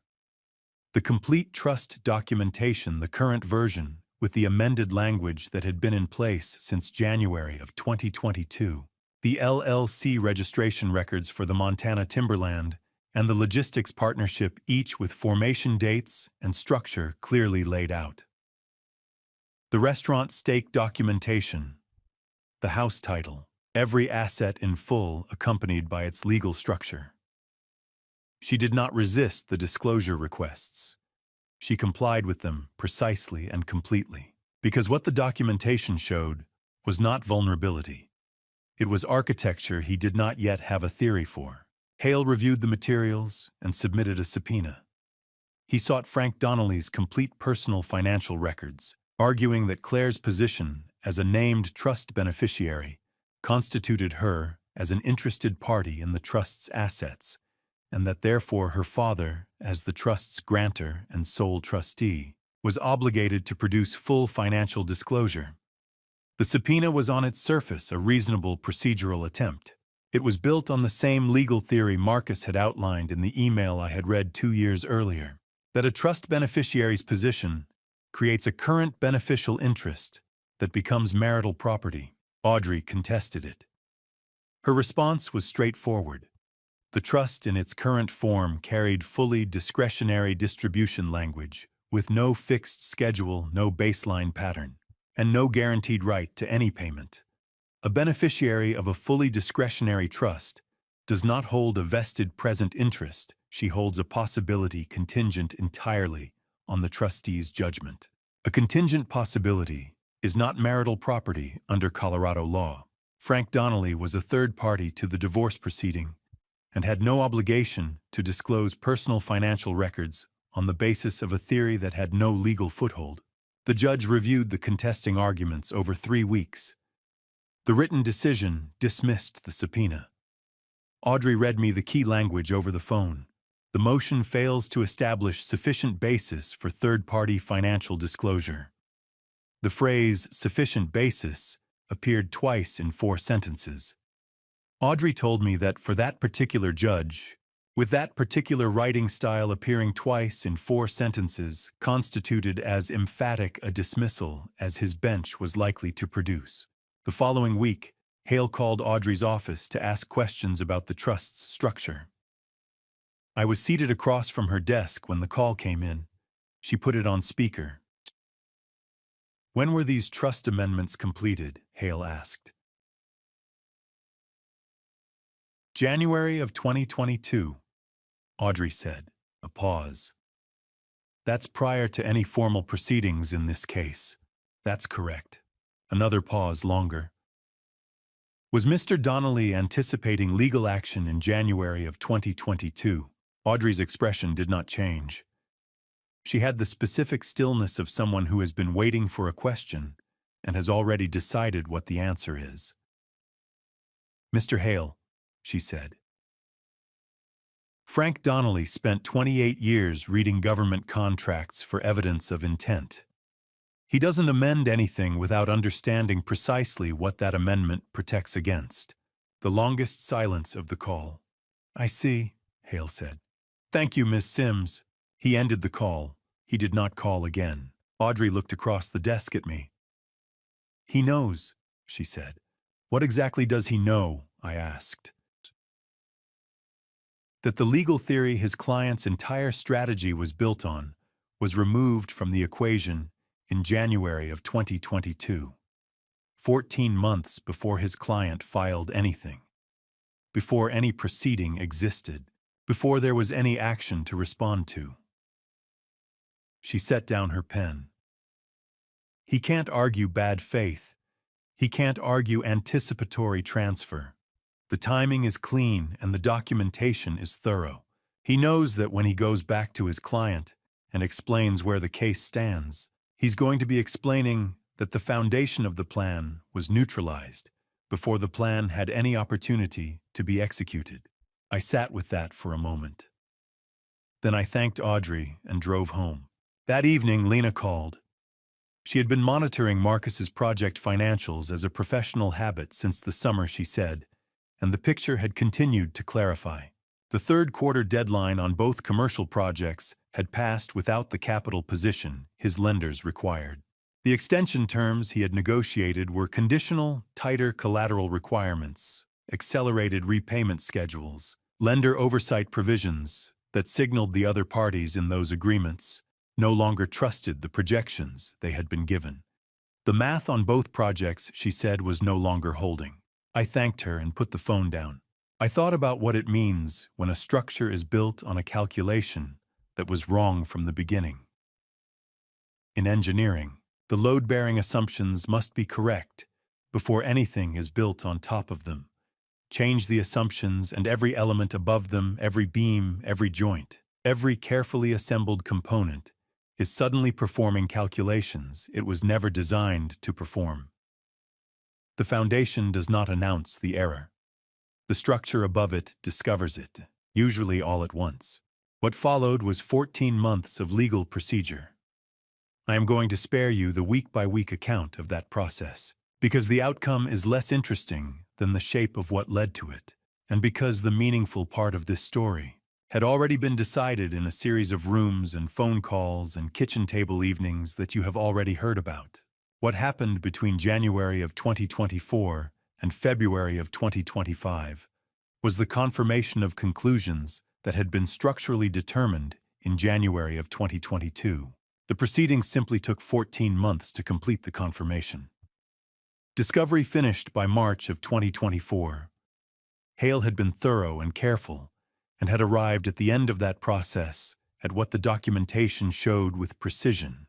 Claire's professional income from her architectural practice, the joint checking account they had maintained during the marriage, and one vehicle.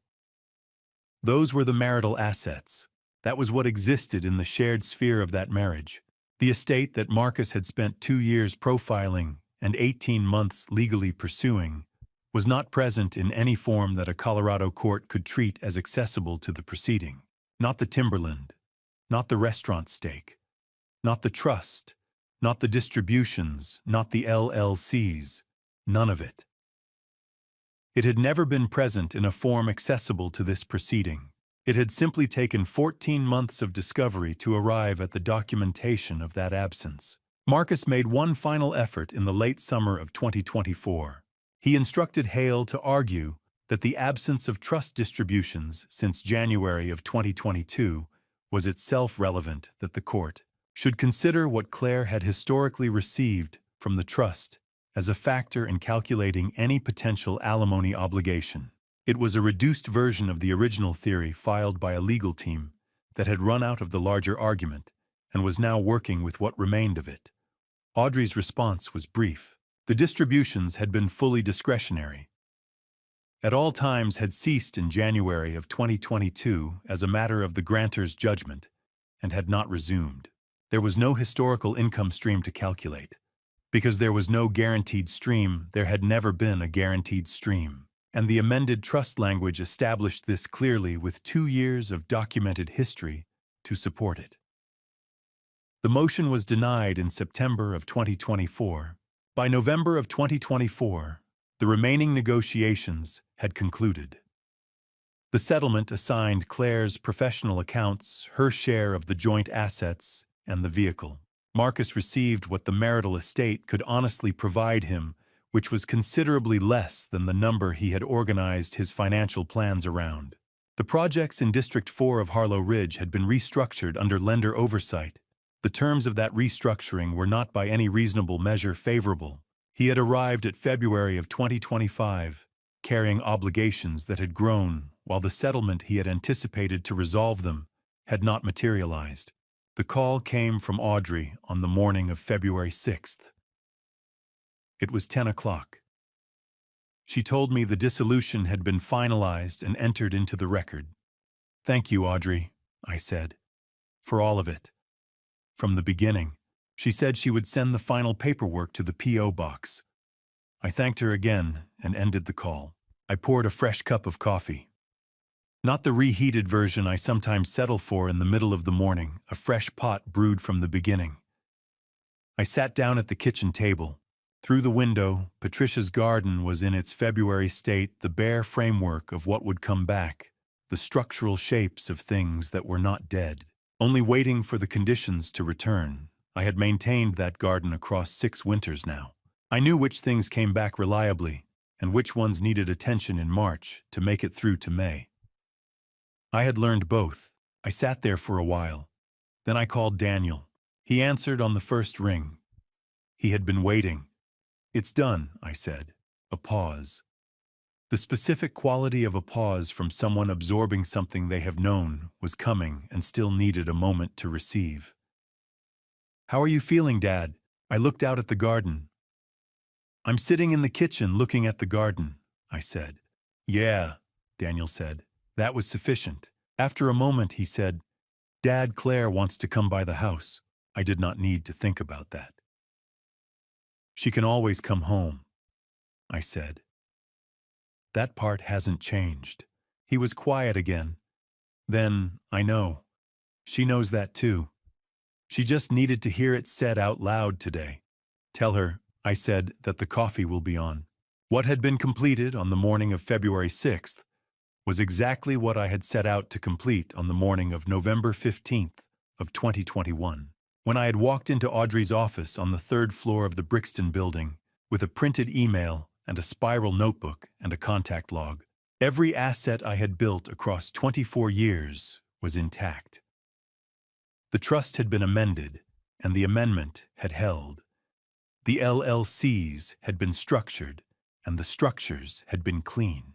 The subpoena had been contested and dismissed. The final motion had been denied. Not one element of what Marcus Webb had spent 2.5 years building a strategy around had been available to him when he finally went looking for it. This was not luck. It was not a favorable judge or a fortuitous legal interpretation. It was the result of moving early, moving correctly, and building structures that were sound enough to withstand the weight they were designed to carry. 28 years of audit work had taught me one principle above all others. The time to address a vulnerability is before it is exploited, not during. A man who waits until the problem is active has already lost ground he cannot recover. I sat at the kitchen table after the call with Daniel and let the morning go quiet.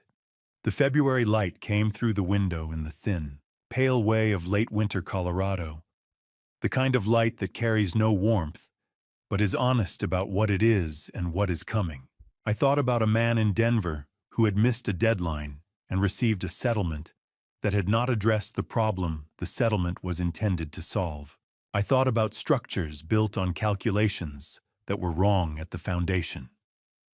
I poured a second cup of coffee and sat with it, and I waited for whatever came next without urgency, without any particular name for what it was, simply waiting. In Colorado, summer storms arrive the way important things tend to, without prior announcement all at once, and then simply there, moving through everything.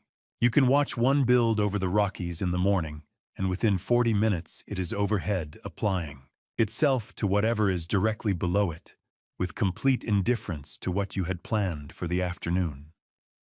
The Wednesday in July of 2025 had started as a clear morning.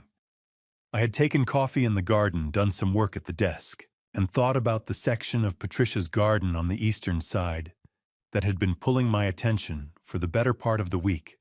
Daniel was coming the following Tuesday, the kind of ordinary day that July can produce in Colorado when it decides to behave itself. I heard the gravel on the drive just after 2 o'clock. Through the kitchen window, I watched a car I recognized come to a stop behind mine. Claire got out. She had not called ahead. She was not carrying anything, no bag, no jacket. She had stepped out of the car in what had clearly been sunshine, and she was standing on the front path when the first serious rain of the storm came down on all of it at once. She did not run for the door. She stood in it for a moment, the way a person stands when the external situation corresponds fairly accurately to the internal one. I opened the front door before she reached the steps. She was on the porch, her hair wet through water running off her jacket. She looked at me and said, "I need you to know I'm sorry, Dad." I pushed the door open wider. "Come in," I said. "Coffee's already made. No summary of the lessons involved. No accounting of what had been known and when. No statement of having been right about anything. Just the door opened wider and the coffee already made." She came inside. The kitchen had the specific quality of a room in which rain can be heard against every surface, the windows, the roof, the garden outside. We sat at the table with the cups between us, and the storm conducting itself against the glass. And I was aware that I was sitting across from my daughter for the first time in 2 years in a context that did not carry the managed, carefully structured quality of the coffee shop meeting or the phone call at 11. She was wearing wet clothes at my kitchen table in the middle of a Wednesday afternoon, and neither of us had prepared anything to say. And that was the appropriate condition for what this conversation was. She said, "I believed him, Dad, when he said you were pulling us apart, that you were too involved in my life, and you needed to let me make my own choices. I believed him because I needed the marriage to work, and I thought that was what needing a marriage to work felt like.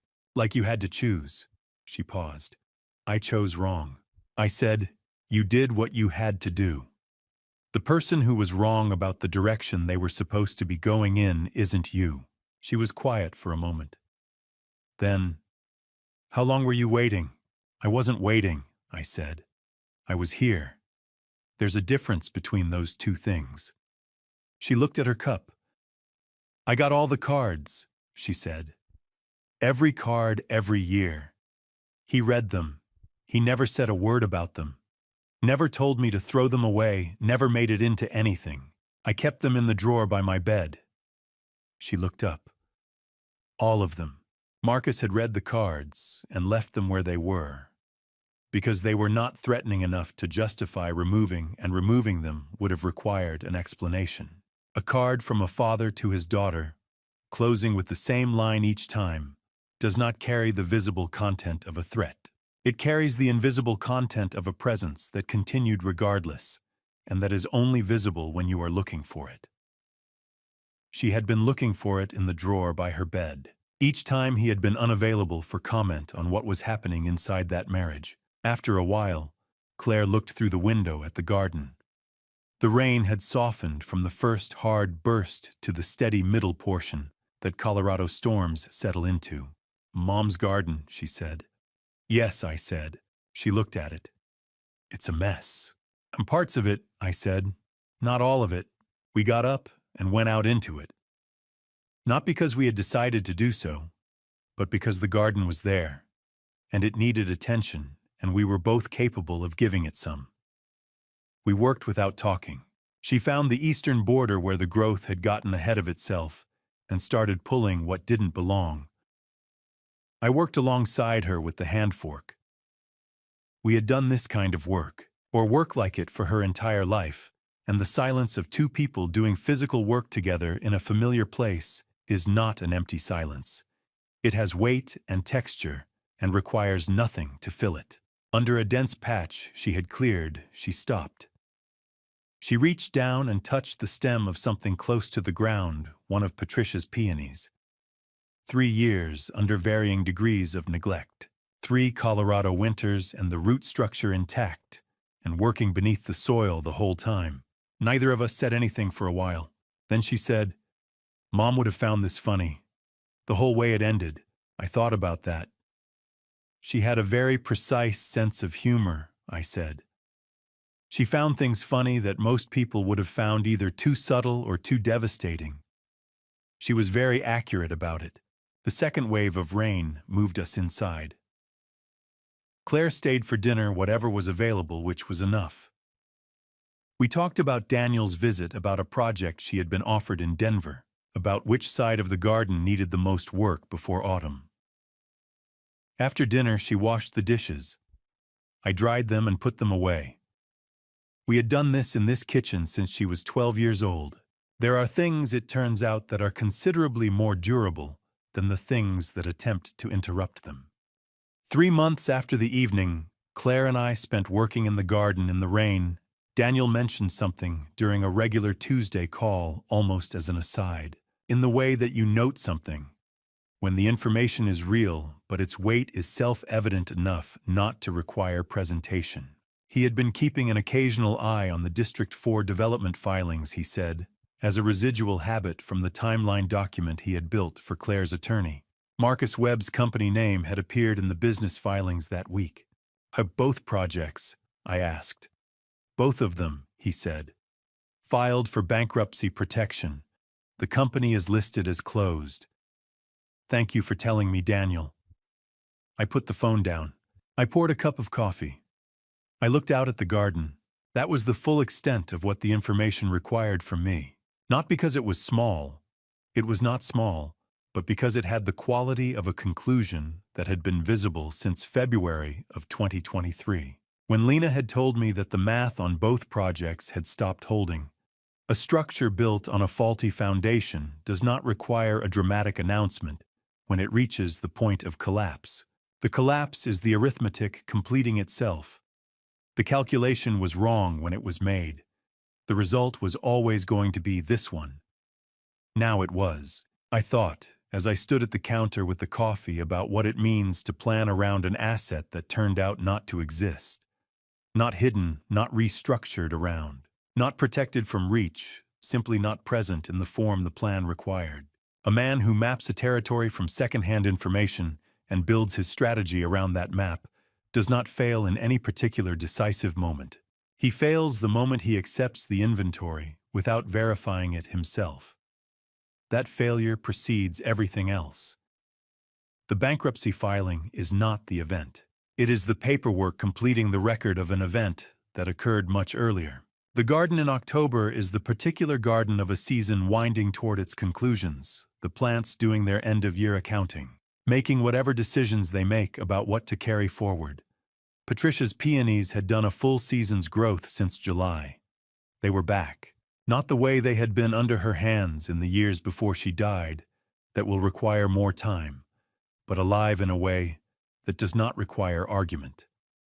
Committed to continuing. 2 weeks before, Claire had come by on a Saturday, and we had planted lavender along the south border, where Claire said her mother had once remarked it should go. She had heard Patricia say that when she was 12 years old and had not forgotten it. We planted it. We worked for most of the afternoon. Neither of us said very much while we were doing it, and neither of us needed to. Patricia had a way of talking about the garden that was rarely only about the garden. She would be on her knees in the spring with the trowel, and she would say without particular emphasis, "While nothing grows from what you put into it in a single season. It grows from all the years of it, the springs when you tend it and see nothing happen. The winters when everything above the ground looks completely finished." She was describing soil composition and root development and the season-on-season accumulation of the conditions that make sustained growth possible. She was also describing everything else. She had that quality. She could say the precise true thing about what was directly in front of her, and at the same moment about everything that resembled it. Before I close this account, I want to say clearly what it has been about. It has not been about $7.27 million, though that number was real, and the structures I built to protect it were real, and the 24 years that produced both of those things were real. It has not been about the trust amendments Audrey drafted, or the LLCs she registered, or the subpoena that was dismissed with the phrase "insufficient basis" appearing twice in 4 sentences. It has not been about the email sent to the wrong address by 2 letters, or the notebook with 11 questions written in the second kitchen drawer in November of 2019, or the contact log I maintained through 10 months of managed silence, or Victor Cass's report on a man who had done this before and had refined his approach for the second attempt. Those were tools. They were the correct tools used at the correct time for the correct purpose. I would use them again under the same circumstances without hesitation. But tools are not the story. Tools are how you protect the story. The most valuable thing a person builds does not appear on any document, any account statement, or any legal filing in any county in any state. It has no assessed value, no tax basis, no structure that can be amended or challenged or reached by subpoena. It cannot be characterized as a current beneficial interest or a marital asset or a present vested claim in any proceeding before any court. The most motivated attorney working from the most thorough inventory cannot locate it because it does not exist in a form that legal processes are designed to locate.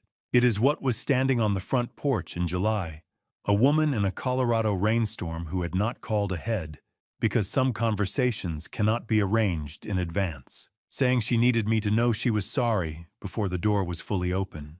It is what was at the kitchen sink after dinner, doing what we have done in this kitchen since she was 12 years old. It is the peonies in the garden that held through 3 winters when the attention they received was less than they deserved, and came back this year in full. It is the lavender we planted last month in the place her mother always said it should go. It is the cards in the drawer of a bedside table in a house she no longer lives in, 3 cards a year. Same closing line each time kept where she could reach them. That is the asset that does not appear on any disclosure form. That is the thing the notebook and the trust amendments and the 14 months of legal proceedings were built to protect. All of it. The documentation, the structure, the strategy. The patience was a wall built around something that cannot be assessed and cannot be filed and cannot be claimed by anyone who was not already there. I am 60 years old. I live in a house in Harlow Ridge, Colorado that I have owned since 2006, where I keep a small spiral notebook in the second drawer beside the stove and a garden that is doing better than it was a year ago. Last Sunday, my daughter called while I was reading in the back room. "Dad," she said, "would you like to have lunch this week?" I said yes. We are meeting on Wednesday. That is the full account of the situation. That is the number I care about. That is everything. I am not a man who speaks about faith often. But I will say this once plainly. I believe that the timing of that email, 2 letters off autofill, 11 o'clock on a November evening, was not something I arranged. I received it. I am grateful for that. The lesson I would offer you from this family story is not about trust funds or legal architecture. It is simpler and harder than that document. What matters, protect what you love, and do both long before you need to. I waited too long to name what I was seeing. Do not wait as long as I did. Watch the questions people ask. Watch the patterns, not the performance. Do not be like me. Do not sit on information, because you are afraid of what acting on it will cost. The cost of waiting is always higher. My personal belief after 60 years of living inside one family story after another is this: the people who come for what you have built always underestimate the people who built it, every single time. That is the truth at the center of every grandpa stories worth telling. If this grandpa stories resonated with something in your own experience, a relationship tested, a silence that ran too long, a trust broken in a quiet house, leave a comment below. Share this family story with someone who needs it. And if grandpa stories like this one are worth your time, the subscribe button is right there, and it costs you nothing. Thank you for staying with this until the end. It means more than I know how to say. A note: before we continue, some of the stories ahead carry fictional elements built for the purpose of illustration and reflection. If that is not the kind of content you are looking for, please find something better suited to you. No hard feelings and no obligation to stay. Take care of the people who are still there to be taken care of.